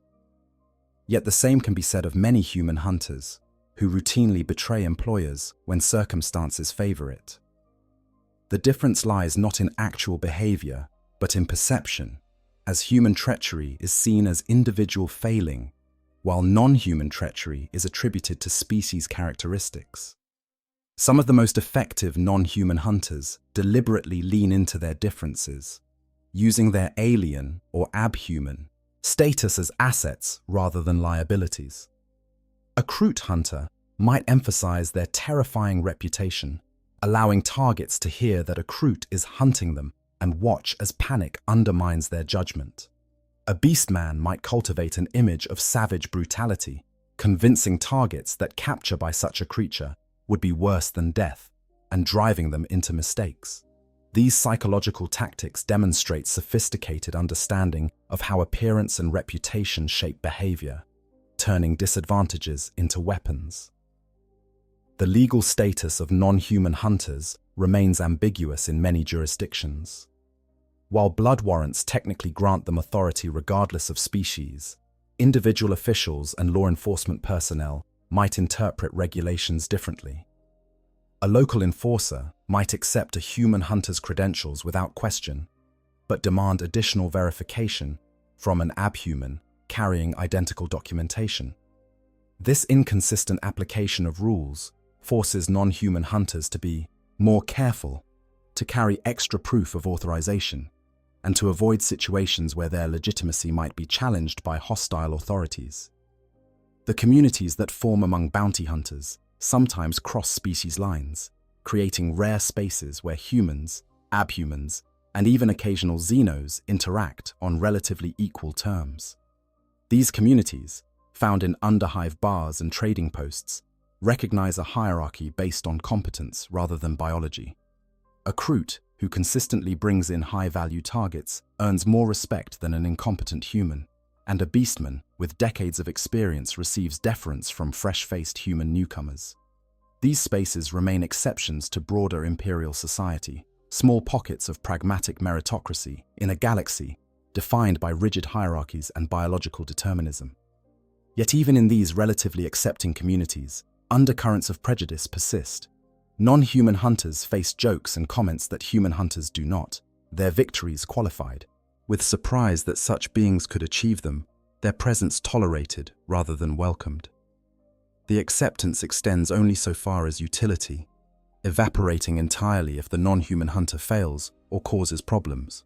They remain perpetually on probation, their right to be present contingent on continued demonstration of value. The presence of non-human bounty hunters in the Imperium reveals the fundamental hypocrisy at the heart of imperial ideology. The official position holds that humanity stands supreme, that xenos and even abhumans represent corruption of the Emperor's design for humanity. Yet when convenient, when expedient, when profitable, these same entities are employed, licensed, and sent to do the Imperium's dirty work. The bounty hunter profession, operating always at the margins of legitimacy, provides cover for these collaborations. A noble house might never officially employ xenos, but hiring a bounty hunter who happens to subcontract to recruit mercenaries provides useful deniability. The non-human hunters themselves understand this dynamic perfectly. They are tools, useful when needed and discarded without sentiment when not. Their survival depends on continued demonstration of value coupled with careful navigation of social systems designed to exclude them. Some find this acceptable, viewing it as the price of earning credits and surviving in a hostile galaxy. Others resent it bitterly, their anger at injustice fueling determination to excel specifically to prove their detractors wrong. And a few simply stop caring, embracing their outcast status and operating without regard for social acceptance they know will never come. In the brutal calculus of bounty hunting, biology matters less than many would admit. A hunter succeeds or fails based on skills, judgment, and luck rather than genetic purity. The xenos and abhumans who enter the profession often bring capabilities that baseline humans cannot match, compensating for social disadvantages with physical or sensory advantages. Whether they deserve the opportunities they receive or the prejudice they face matters not at all. They hunt, they kill or capture, they collect bounties, and in doing so, they survive in a galaxy that offers them no other viable paths. That they must be better than their human counterparts merely to be considered adequate is simply another brutality in a profession and a universe built entirely on brutality. Famous hunters and their legends. Among the countless individuals who take up bounty hunting across the Imperium, a select few achieve genuine renown, their names recognized beyond the limited circles where they operate. These famous hunters represent the peak of their profession, individuals whose skills, successes, and longevity mark them as exceptional in a field where most die young and unmourned. Their stories illustrate the diverse paths to success in this brutal trade, while also revealing the costs that even the most accomplished pay for their achievements.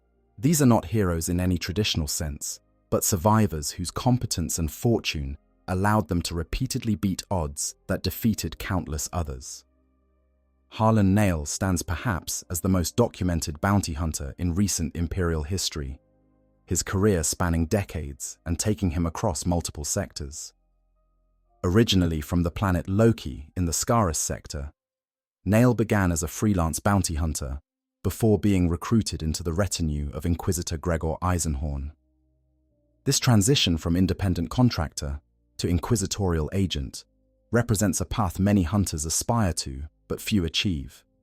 The Inquisition offers resources, authority, and protection far beyond what most hunters can access, making service with an Inquisitor among the most prestigious positions available to those in the profession. Nail's reputation rested on several foundations. Physically imposing, he possessed the size and strength to intimidate opponents, while also being surprisingly quick and agile for his build. His combat skills were exceptional, honed through years of survival in situations that killed lesser fighters. He favored powerful handguns, particularly large-caliber auto-pistols and bolt weapons, preferring decisive firepower over subtlety. But beyond physical capabilities, Nail demonstrated sharp intelligence and tactical awareness that belied the all-muscle, no-brain assessment that some initially made.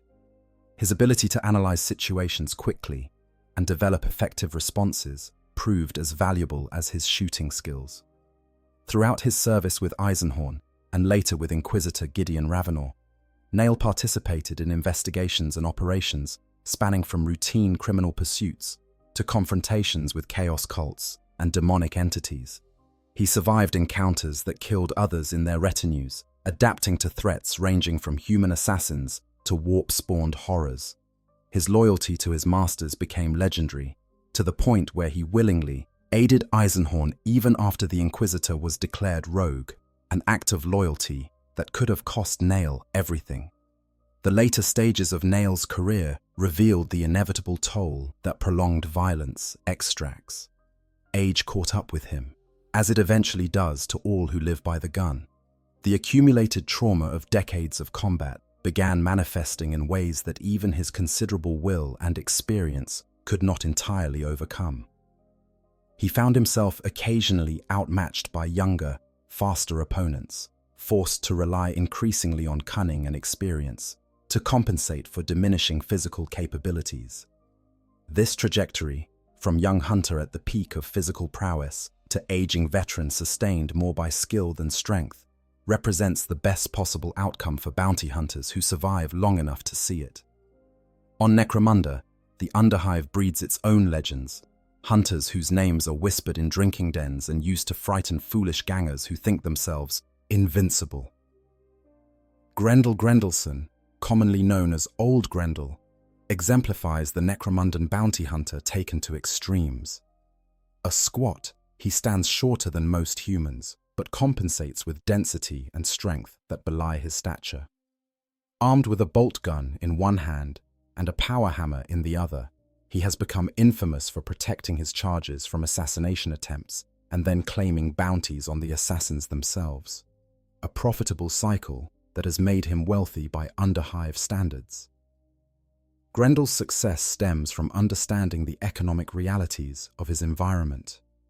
Rather than chasing bounties reactively, he positions himself as bodyguard to individuals likely to be targeted, essentially waiting for bounties to come to him.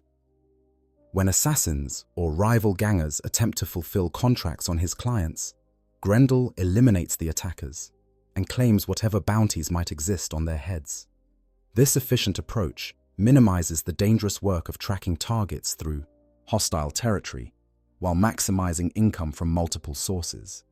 It also builds his reputation as surviving assassins spread word of his capabilities, making future attackers more cautious and more prone to fatal mistakes. Gore Halfhorn represents a different face of Necromundan bounty hunting. A beastman, he operates under disabilities that would cripple human hunters, yet has carved out a successful career through sheer determination and the tactical use of his fearsome appearance. His work focuses primarily on targets in the deepest underhive sectors, places where human hunters hesitate to venture, and where his abhuman status matters less than his ability to navigate the toxic wastelands and mutant-infested ruins. He has become the hunter of choice for contracts involving targets who fled into the worst areas of the underhive, places where ordinary hunters refuse to follow. The challenges Gore faces extend beyond those confronting human hunters. He must constantly prove his loyalty and competence, as clients and competitors alike doubt his reliability based solely on his appearance. He faces religious zealots who view him as an abomination, deserving death rather than respect. Yet he has survived and even prospered by accepting contracts others reject, taking on the dirtiest and most dangerous jobs, and completing them with professional efficiency.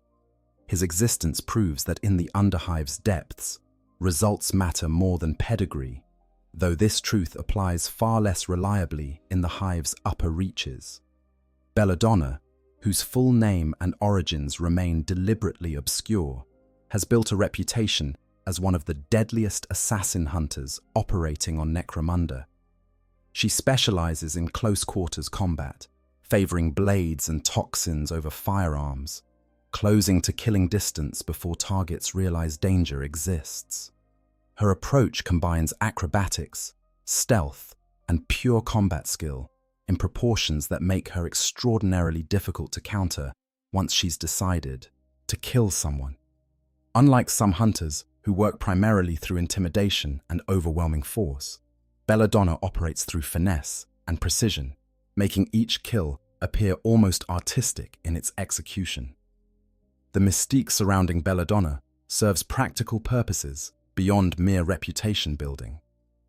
By maintaining anonymity about her origins and methods, she prevents targets from developing effective counters to her tactics. Those who know they're hunted by her cannot adequately prepare because they don't know what to prepare for.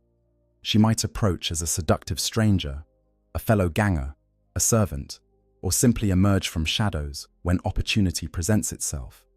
This flexibility in approach, combined with genuine skill in multiple forms of combat, has made her one of the most sought-after hunters for high-value contracts requiring discretion rather than obvious violence.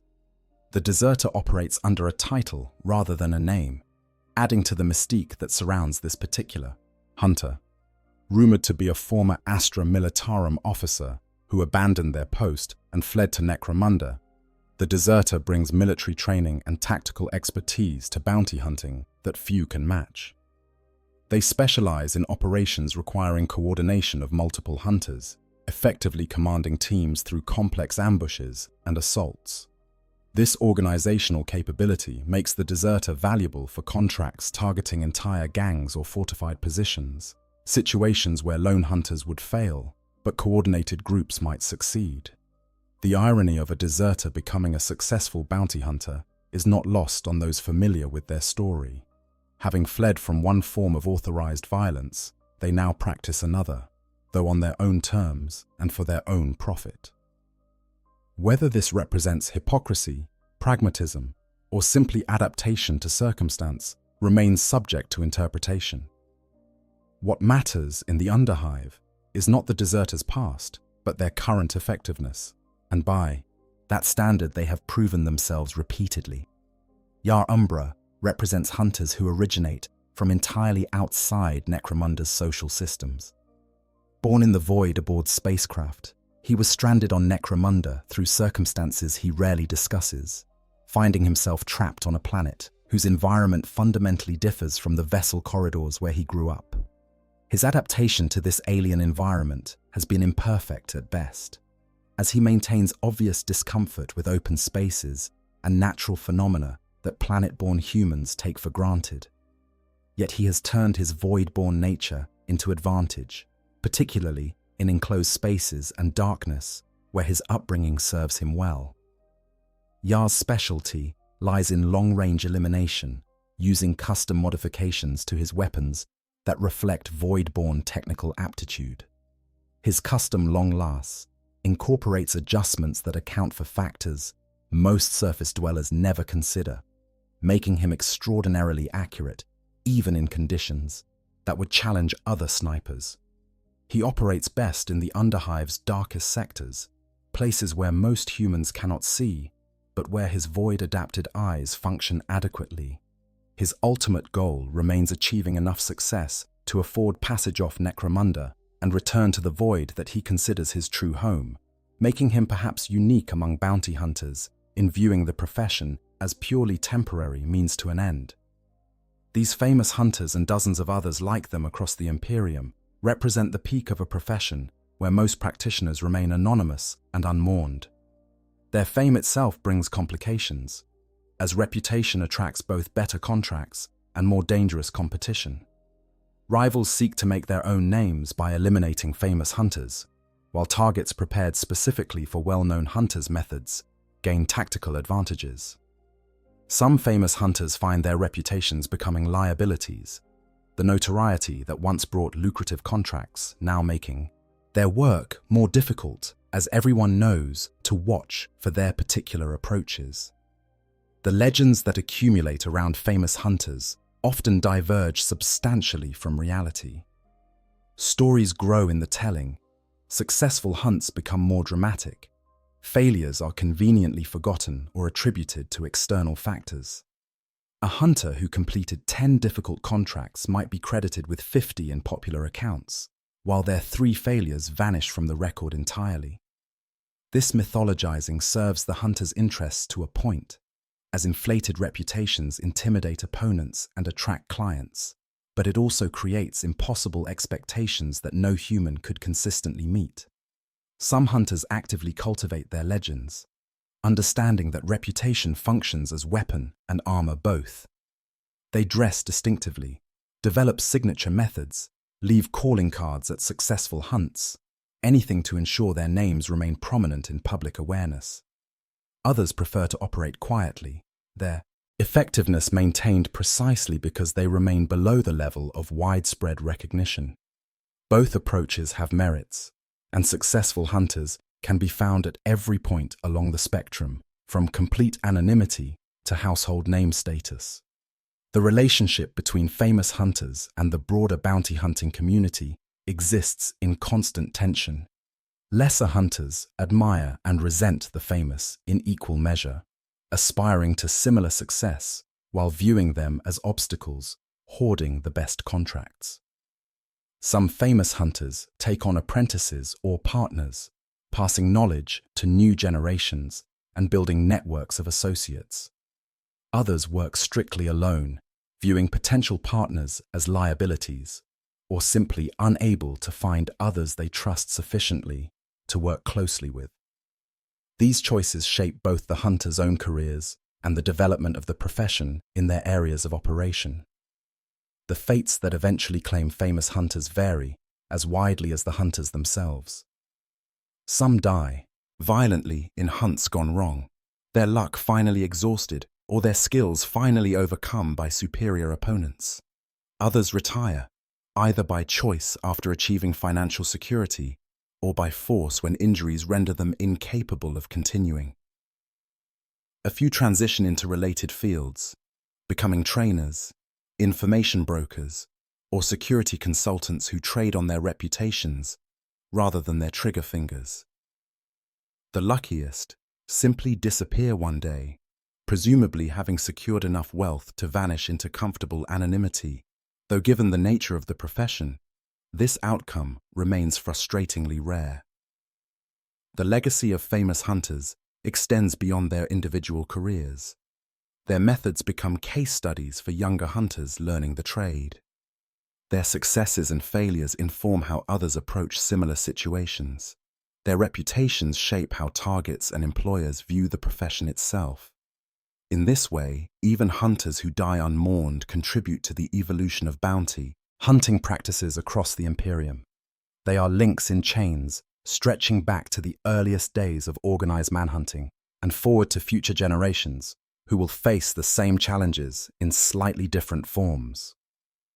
Yet for all their fame and skill, even the most legendary hunters remain fundamentally alone. Their profession demands it, as forming close relationships creates vulnerabilities that enemies can exploit. They operate in moral isolation, unable to share the burden of their work with those who have not themselves killed for money. Their achievements bring respect and fear, but rarely affection or genuine connection. The famous hunter is simultaneously elevated and isolated by their reputation, celebrated and shunned in equal measure, successful and profoundly lonely in ways that those outside the profession struggle to understand. This isolation, perhaps more than any physical danger, represents the true cost of reaching the peak of such a brutal trade. The brutal, reality, dangers, and mortality.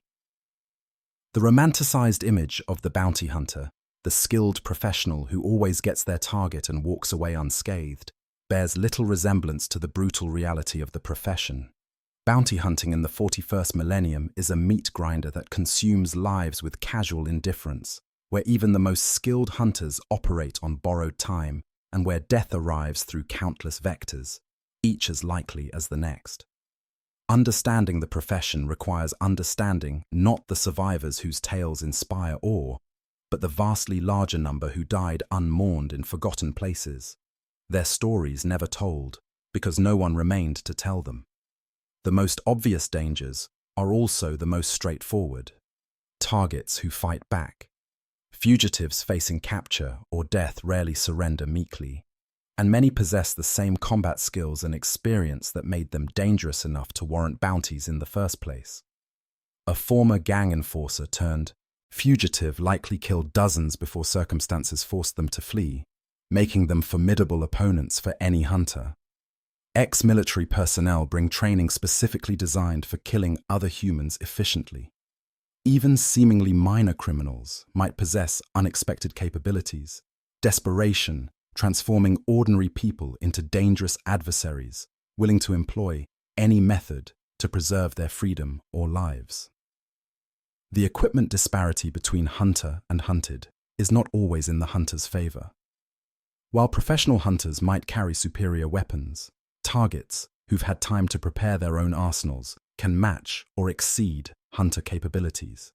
A wealthy fugitive might purchase military-grade weaponry, body armor that rivals anything a hunter can afford, and even hire their own security forces to provide early warning and additional firepower.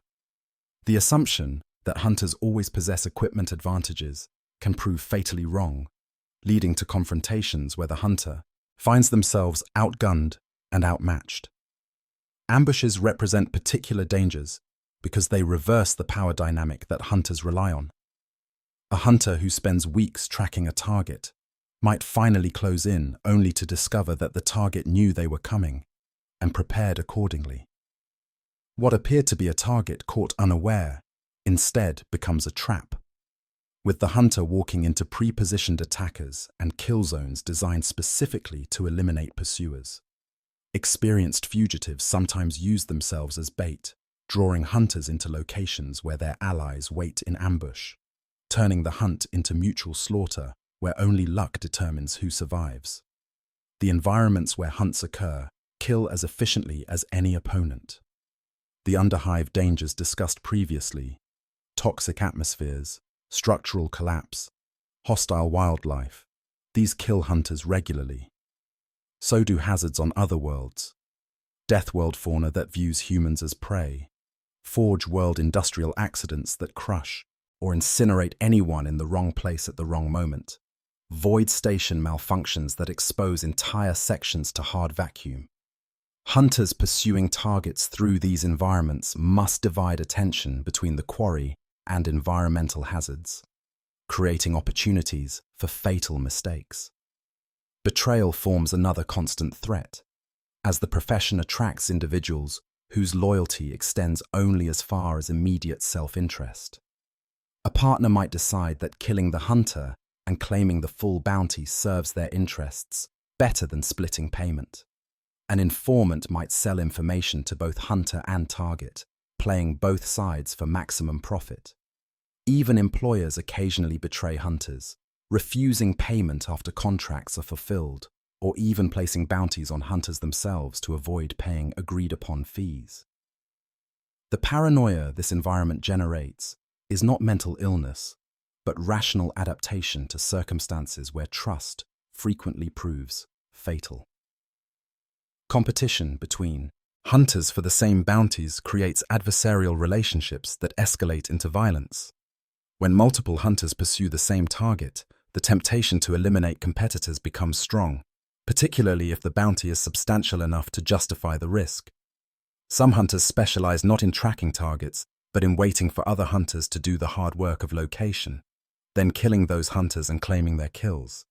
This parasitic approach, while despised within the profession, proves effective enough that it persists, forcing hunters to watch not just for their targets, but also for other hunters, who might view them as obstacles rather than colleagues. The psychological toll of constant violence and paranoia breaks many hunters before physical dangers kill them. The stress of operating in hostile environments where everyone might be an enemy, where every shadow might hide an ambush, where every conversation might be manipulation, this generates cumulative trauma that even the strongest personalities struggle to manage. Hunters develop various coping mechanisms, many of them destructive. Substance abuse is common. Alcohol and drugs providing temporary escape from hypervigilance and accumulated horror. Some become numb, their capacity for emotion gradually eroding until they feel nothing at all, functioning as biological automatons going through hunting motions without conscious experience. The violence itself leaves marks beyond physical scars. Killing people, even when legally sanctioned and professionally necessary, affects those who do it repeatedly. Some hunters convince themselves that their targets deserve death, constructing moral frameworks that justify what they do. Others simply stop thinking about targets as people, reducing them to objectives or obstacles rather than human beings with lives and relationships. A few embrace their role as killers, finding satisfaction or even pleasure in the act of taking lives. None of these adaptations are entirely healthy, but they allow hunters to continue functioning in a profession that would otherwise be psychologically impossible. Injuries accumulate over the course of hunter careers, each one reducing capability and increasing vulnerability to future harm. A broken bone that doesn't heal properly leaves permanent weakness. Nerve damage from blade wounds impairs fine motor control needed for precision shooting. Concussions from explosions or impacts cause cognitive issues that manifest as poor judgment in critical moments. Lung damage from toxic exposure creates chronic breathing problems that reduce endurance. Hunters adapt to these accumulating injuries through sheer will and augmetic replacements, their bodies gradually becoming patchworks of scar tissue, regrown organs, and mechanical substitutes. The financial aspects of the profession create pressures that force hunters to take contracts they might otherwise refuse. Equipment must be maintained and replaced. Safe houses must be paid for. Informants require regular payments. Medical treatment costs substantial sums. A hunter who goes too long between successful contracts faces mounting debts and declining capabilities as they cannot afford proper equipment or healing. This pressure drives hunters to accept increasingly dangerous jobs, creating downward spirals where financial desperation leads to taking excessive risks that result in injuries that further reduce earning capacity. Life expectancy for bounty hunters varies dramatically based on skill, caution, and luck, but actuarial analysis would paint a grim picture. Novice hunters, those in their first year of professional practice, face mortality rates that might approach 50% or higher. Many die on their first few contracts, killed by targets they underestimated or environmental hazards they failed to anticipate. Those who survive their first year have demonstrated minimum competence and learned painful lessons that increase their survival odds, but they still face mortality rates far higher than virtually any other profession, save frontline military service. Even experienced hunters with years of successful contracts face substantial annual mortality risk. Each hunt represents a roll of dice where bad luck, equipment failure, or simple miscalculation can prove fatal. Over time, the cumulative probability of eventually encountering that fatal combination approaches certainty. The hunters who live to old age are not just skilled, but extraordinarily lucky, having survived countless situations where small differences in timing or positioning meant the difference between life and death. The profession offers no retirement benefits, no pension plans, no gradual transition to less dangerous work. A hunter either continues taking contracts until they die, or accumulates enough wealth to simply stop, hoping their enemies forget about them before old age renders them helpless. The latter option requires both financial success and the wisdom to recognize when to quit, traits that rarely coexist in individuals drawn to bounty hunting in the first place. Most hunters therefore remain active until injury or death forces retirement, unable or unwilling to step away from the only life they know. The social isolation that defines hunter existence extends even to death. When hunters die, they typically die alone, without family or friends to mourn them. Their bodies might lie undiscovered for days or weeks in whatever place they fell. Sometimes they're simply never found, their fates unknown as they disappear into underhive depths or wilderness areas where no one searches for them. The few who maintain relationships find that those relationships strain under the weight of their profession, partners unable to cope with the hunter's absences, secrecy, and the constant possibility that they won't return from the next contract. Memorial culture within the bounty hunting community remains minimal. Dead hunters are sometimes mentioned in conversation, their deaths serving as cautionary tales or simply acknowledgement that another has fallen. But formal memorials or records are rare, as the profession attracts individuals who prefer to avoid documentation and public attention even in death. The greatest memorial most hunters receive is their names being forgotten, their stories lost, their existence erasing from public memory as if they had never lived at all. The question of whether the rewards justify the risks depends entirely on individual circumstances and values. For some hunters, the money earned through successful contracts outweighs the dangers, providing standards of living impossible through legitimate employment. For others, the profession offers freedoms and autonomy that more conventional work cannot match, the ability to operate independently without answering to supervisors or conforming to organizational hierarchies. Still others are drawn by the fundamental nature of the work itself, finding satisfaction in the challenge of hunting human prey that exceeds anything they might find in safer occupations. But honest assessment reveals that most hunters would probably be better off financially and certainly safer in almost any other line of work.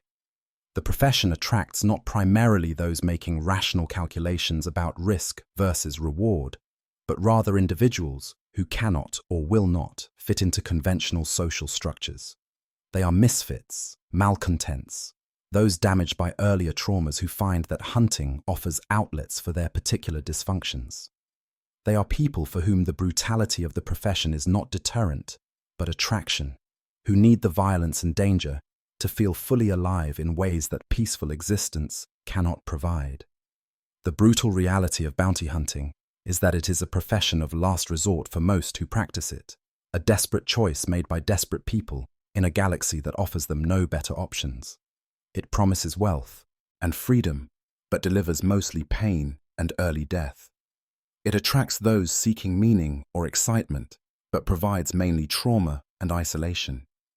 Yet still they come, generation after generation, young and foolish or old and desperate, taking up weapons and hunting licenses and walking into underhive tunnels or boarding transport ships to pursue strangers across the stars.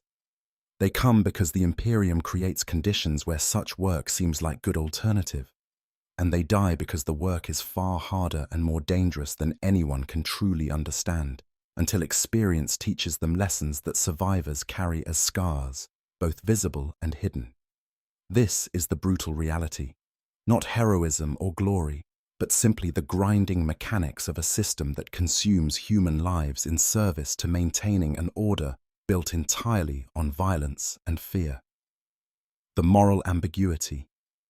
In a galaxy where entire planets burn to deny them to enemies, where billions die in wars whose causes are forgotten centuries before their conclusions, where human life holds value measured only in productive utility to the Imperium, questions of morality might seem quaintly irrelevant. Yet even in this darkness, even among bounty hunters who kill for profit, moral considerations persist, not necessarily as guides to action, but as sources of internal tension, justifications constructed to maintain psychological stability, and occasionally as genuine constraints on behavior.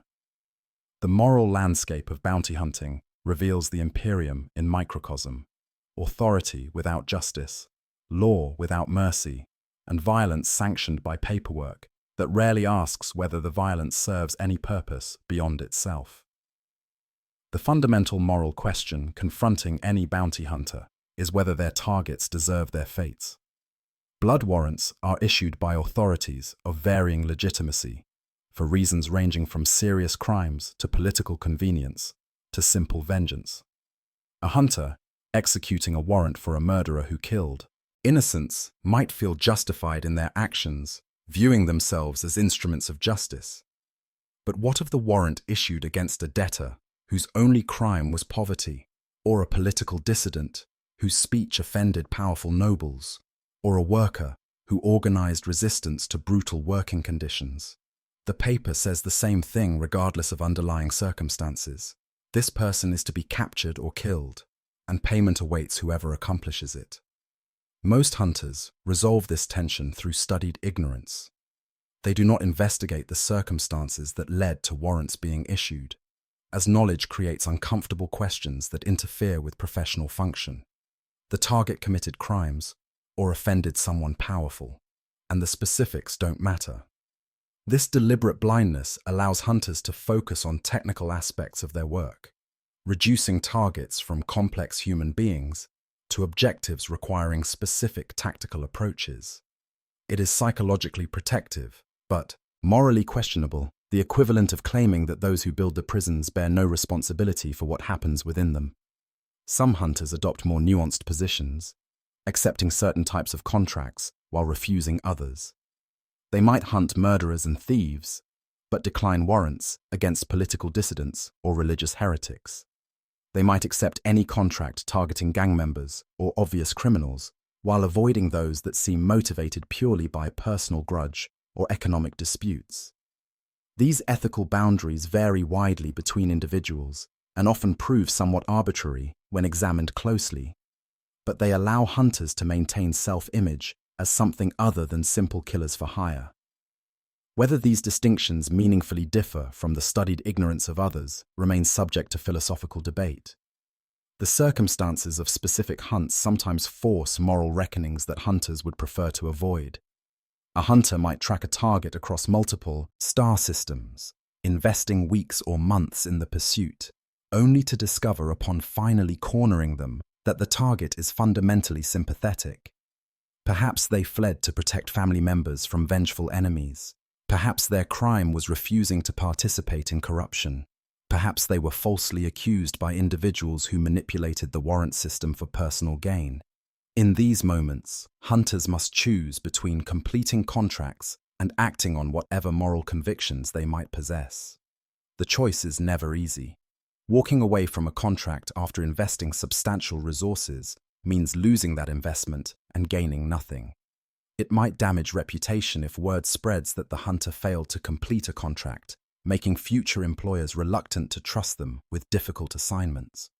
It could even be dangerous if the warrant issuer views the hunter's refusal as betrayal, or the target decides that the hunter knows too much to be left alive. Yet completing the contract, despite moral misgivings, requires the hunter to prioritize their professional and financial interests over the life of someone who might not deserve death. Some hunters make different choices in different circumstances, creating inconsistent ethical records that they struggle to reconcile. The question of collateral damage introduces another moral dimension. Hunting targets often requires violence in proximity to innocent parties. A firefight in an underhive settlement might kill bystanders who happen to be nearby. A building demolished to eliminate a fortified target might bury occupants in other chambers. Even carefully planned operations can result in unintended casualties when circumstances don't develop as anticipated. Hunters must decide how much collateral damage they're willing to accept in pursuit of their contracts, whether the death of innocents troubles them or simply registers as unfortunate but inevitable side effects of necessary violence. The legal authority that licenses bounty hunting creates illusion of moral legitimacy that examination reveals as largely hollow. Yes, imperial authorities issued the warrant, and yes, the system includes procedures and requirements that create appearance of due process. But these systems are fundamentally tools of power, mechanisms by which those with authority enforce their will on those without. The hunter executing warrants serves this system regardless of whether it produces just outcomes or simply maintains existing power structures through threat of violence. Claims that hunting represents service to justice ring hollow when the justice system itself operates without meaningful accountability or concern for truth. Some hunters embrace rather than deny their moral position, acknowledging that they are killers who work for whoever pays. They make no claims to serving justice or protecting society, recognizing these as comfortable fictions that other hunters tell themselves. They hunt because it pays, they kill because contracts require it, and they sleep fine at night because they're honest about what they are. This brutal honesty might seem more morally defensible than self-justifying narratives that cast hunters as heroes, though it also reflects sociopathy or carefully constructed emotional defense mechanisms that allow function despite regular engagement in killing. The relationships hunters form with employers create additional moral complications.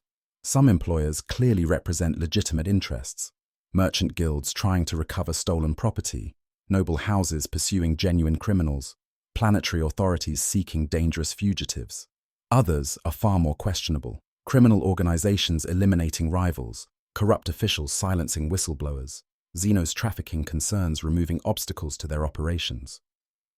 Hunters who work for questionable employers bear some moral responsibility for enabling their activities, even if the specific contracts seem legitimate in isolation. The profit motive that drives bounty hunting introduces its own moral hazards. When payment depends on results, incentives exist to bend or break rules to ensure success. Planting evidence to justify killing targets where warrants specify capture, torturing suspects to extract information leading to other targets, fabricating circumstances to claim self-defense when unauthorized killing occurs. The fact that these actions happen in professional shadows, where oversight is minimal, means that hunters face little practical accountability for ethical violations, creating environments where the boundary between legitimate and illegitimate action becomes blurred or disappears entirely. Children pose particularly difficult moral questions. Some warrants target juveniles, young people who've committed crimes, but whose youth suggests possibility for rehabilitation rather than execution. Other situations involve children as obstacles to reaching adult targets, as when a fugitive surrounds themselves with offspring as shields against pursuers. Hunters must decide how to handle these situations, whether youth confers special status, deserving protection, or simply represents additional complications in completing contracts. The choices made in these circumstances reveal character in ways that routine contracts do not. The mental gymnastics required to maintain moral frameworks while regularly killing people would be impressive if they weren't so clearly driven by psychological necessity rather than genuine ethical reasoning. Hunters construct elaborate justifications for their actions, creating narratives where they're righteous avengers or simply neutral professionals doing difficult work that someone must do. These narratives rarely withstand logical scrutiny, but serve the crucial function of allowing hunters to function without psychological collapse. They are necessary fictions, in the same way that imperial citizens must believe the Imperium represents humanity's best hope, rather than a nightmarish authoritarian state consuming lives for no purpose beyond its own perpetuation. The moral ambiguity extends to the victims of hunts as well. Targets are not always innocent parties unfairly persecuted. Many are genuinely dangerous individuals whose removal from society serves legitimate interests. Gang leaders who terrorize communities, criminals who've committed multiple murders, heretics whose beliefs threaten to spread corruption. These might reasonably be viewed as deserving their fates. The hunter who eliminates such individuals can credibly claim to be protecting innocence and maintaining order. The difficulty lies in distinguishing these cases from those where the target's guilt is questionable or their crimes insufficient to justify execution. The systemic nature of the moral problems means that individual hunters' choices, while meaningful to them and their targets, do little to address the underlying issues. A hunter who refuses questionable contracts simply creates opportunities for less scrupulous hunters to take those same contracts. Walking away from a target who doesn't deserve death means another hunter will likely find and kill them. The system grinds forward, regardless of individual moral stands, consuming lives with mechanical indifference to the ethical struggles of those who serve it. Yet the persistence of moral questioning, even among those engaged in such morally fraught work, suggests something important about human nature.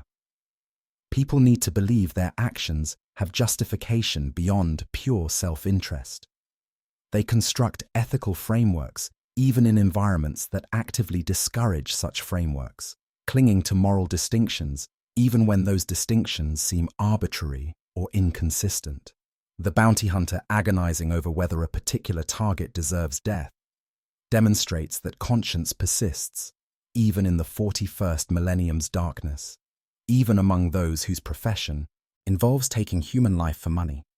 The ultimate moral question might be whether bounty hunting serves any legitimate purpose beyond enabling existing power structures to maintain control through threat of violence. The system creates criminals through impossible conditions, prosecutes them through corrupt or incompetent mechanisms, and then hires bounty hunters to kill them when they flee. This cycle serves those with power while grinding up the poor, the desperate, and the simply unlucky. Hunters are not villains in this system, but nor are they heroes.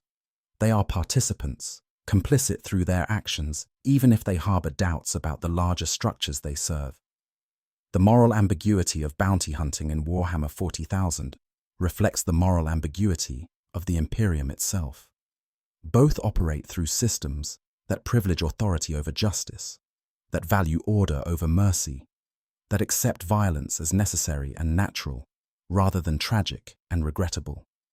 Both create roles where humans must commit acts they might otherwise find abhorrent, justifying these acts through reference to higher purposes that examination often reveals as hollow. And both depend on individuals convincing themselves that their participation in terrible systems somehow serves good ends, that the violence they enable or commit directly is necessary and justified, rather than simply one more manifestation of humanity's endless capacity for self-destruction, cloaked in the language of necessity and duty. Economics and rewards. The brutal work of bounty hunting must ultimately be understood through its economic realities. For all the legends and the violence, the profession exists because it provides financial opportunities that cannot be found through more legitimate employment. Yet the economics reveal a field far less lucrative than most imagine, where the rewards are unevenly distributed, The costs are substantial, and financial success proves elusive for most who attempt it.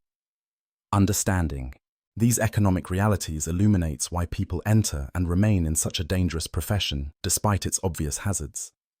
Bounty payments vary enormously based on multiple factors. The most obvious determinant is the target's perceived danger and the difficulty of apprehension.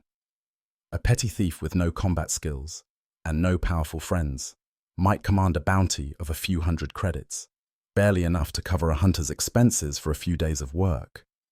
A gang leader with dozens of loyal followers and access to heavy weapons might be worth several thousand credits. A high-value target with connections to powerful noble houses or possession of valuable information could command bounties in the tens or even hundreds of thousands of credits, life-changing sums for successful hunters. The warrant's specifications significantly impact payment amounts. Live capture typically pays more than simply killing targets, reflecting the additional difficulty and risk involved in restraining dangerous individuals without killing them. Contracts requiring specific body parts as proof command higher fees due to the grotesque nature of the requirement. Time-sensitive warrants offering bonuses for quick completion add premiums for hunters willing and able to move faster than typical hunt timelines allow.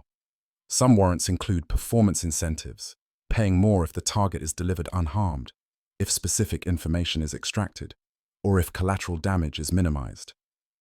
The issuing authority's resources determine how much they can afford to pay. A wealthy merchant guild can offer substantial bounties that attract top-tier hunters. An underhive settlement pooling resources from dozens of families might only afford payment that interests newer hunters looking to build reputations. Imperial authorities, despite vast resources at higher levels, often prove stingy when paying bounties, as the bureaucratic mechanisms for dispersing funds move slowly and grudgingly.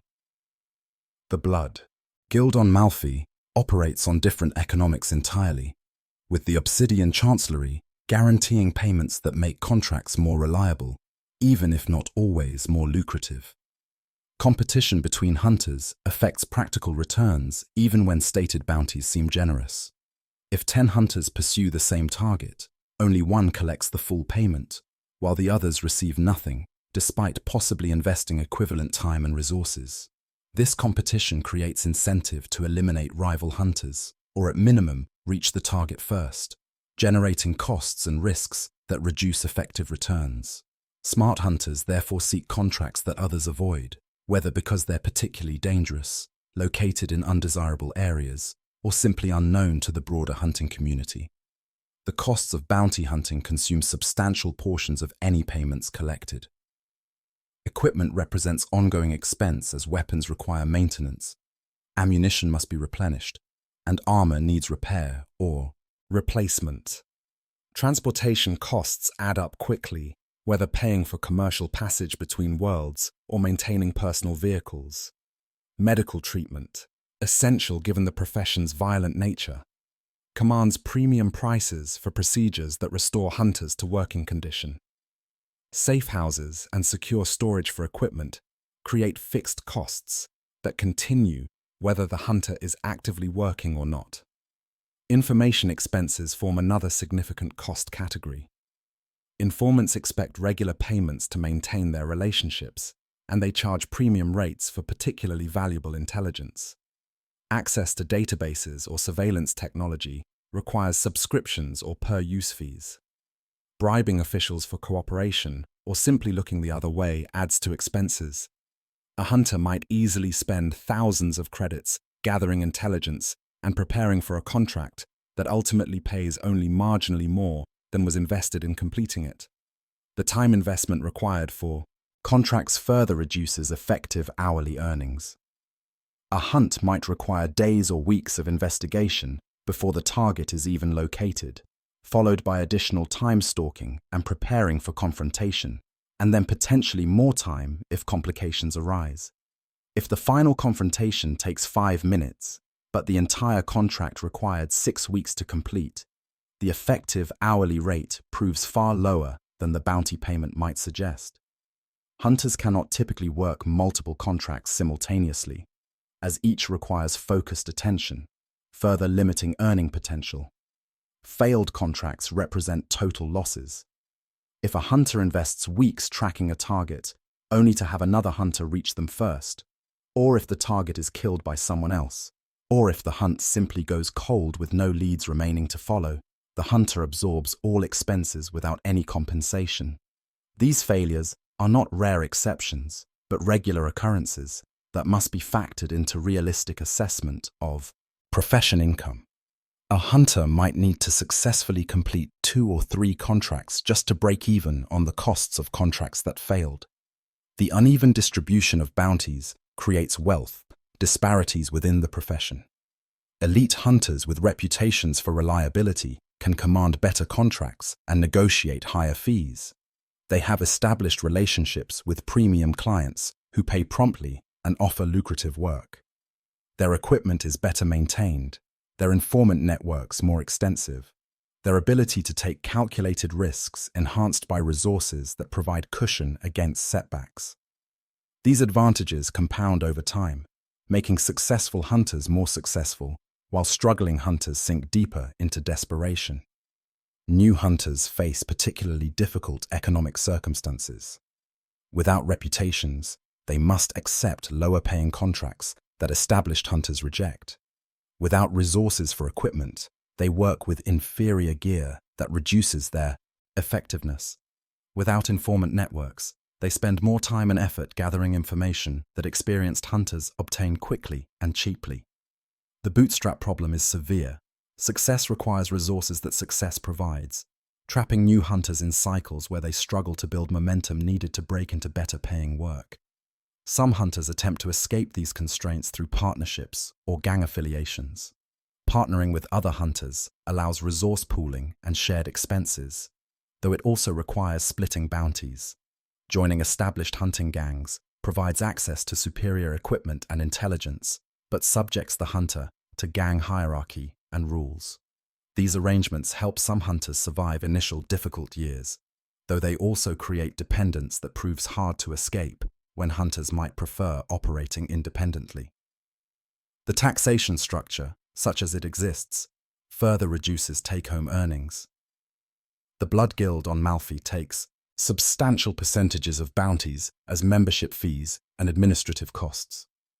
Some planetary authorities tax bounty income, though enforcement varies widely.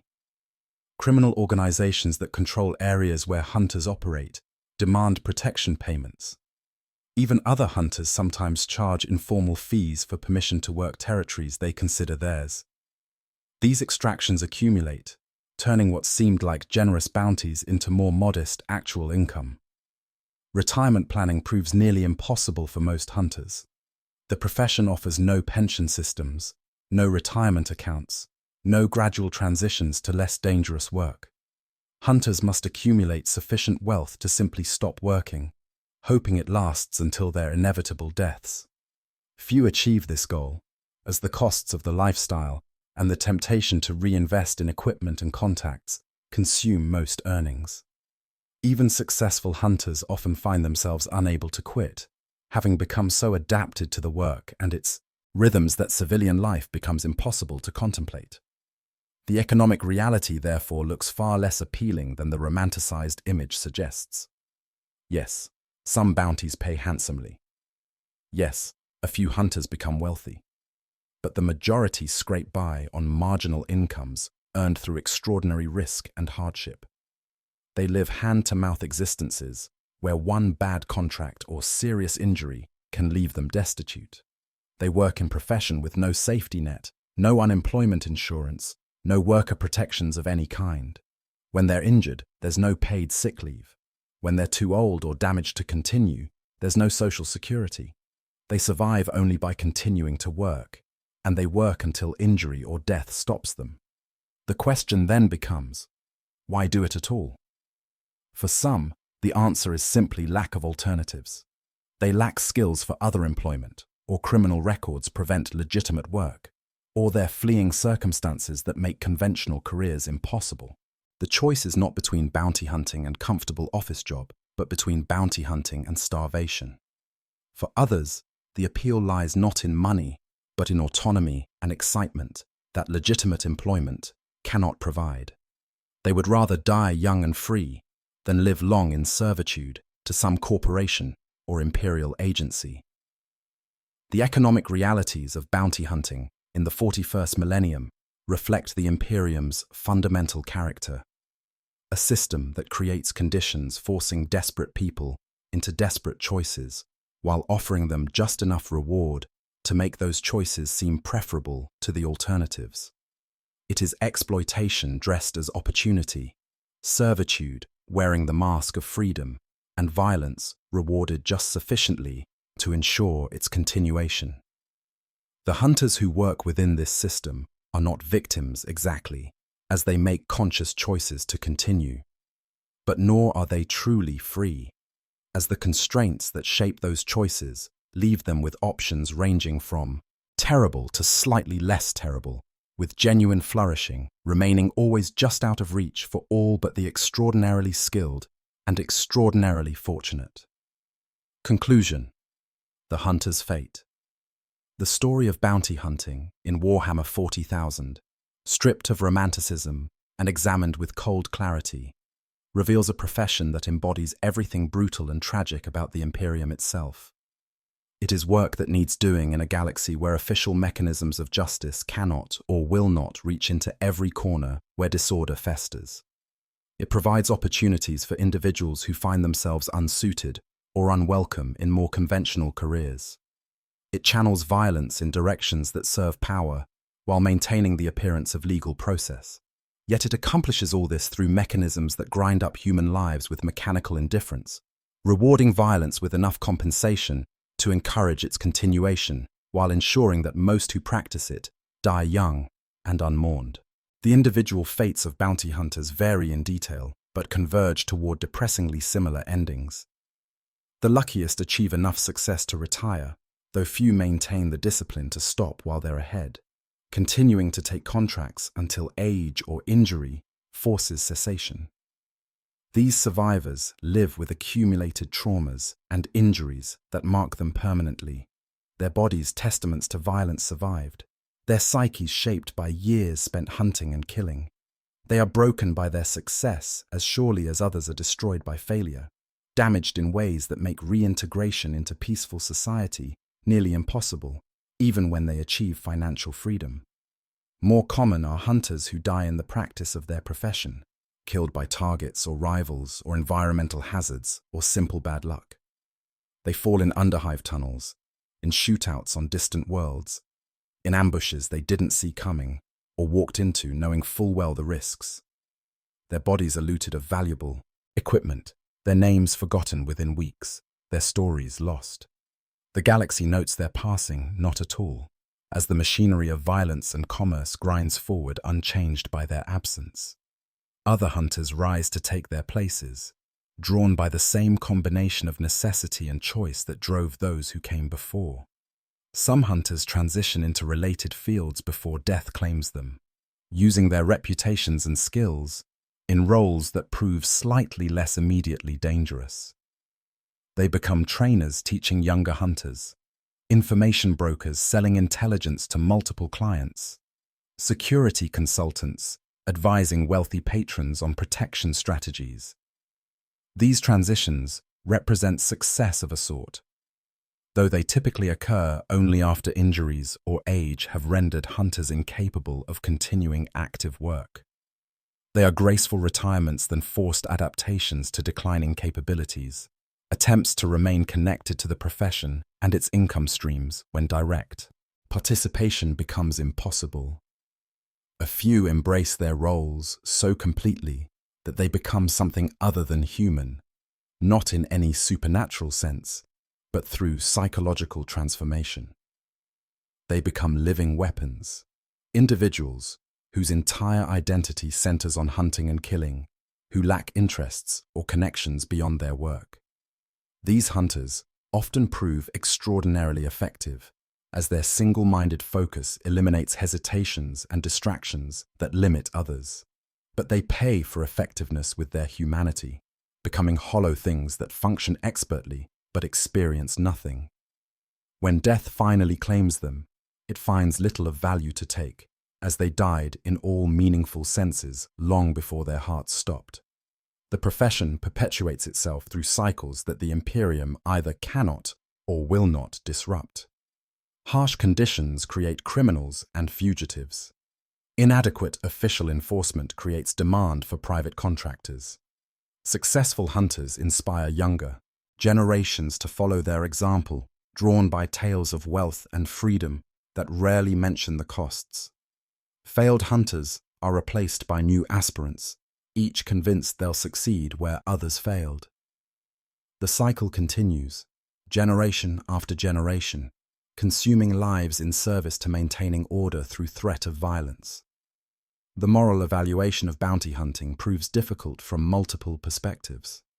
From utilitarian view, the profession provides value by eliminating dangerous individuals and maintaining deterrence against criminal activity. From deontological stance, the killing of humans for profit, regardless of legal authorization, represents moral wrong that cannot be justified by consequences. From virtue ethics approach, the character traits required for successful hunting, ruthlessness, paranoia, willingness to kill, are precisely those virtues that society should discourage rather than reward. The profession exists in moral space where multiple ethical frameworks collide without resolution. What remains clear is that bounty hunting as practiced in the 41st millennium serves the interests of those with power far more effectively than it serves any abstract concept of justice. The system targets primarily the poor, the desperate, and the politically inconvenient, while leaving wealthy and connected criminals largely untouched. It provides legal veneer to what amounts to assassinations and kidnappings, while denying targets meaningful due process or opportunity for defense.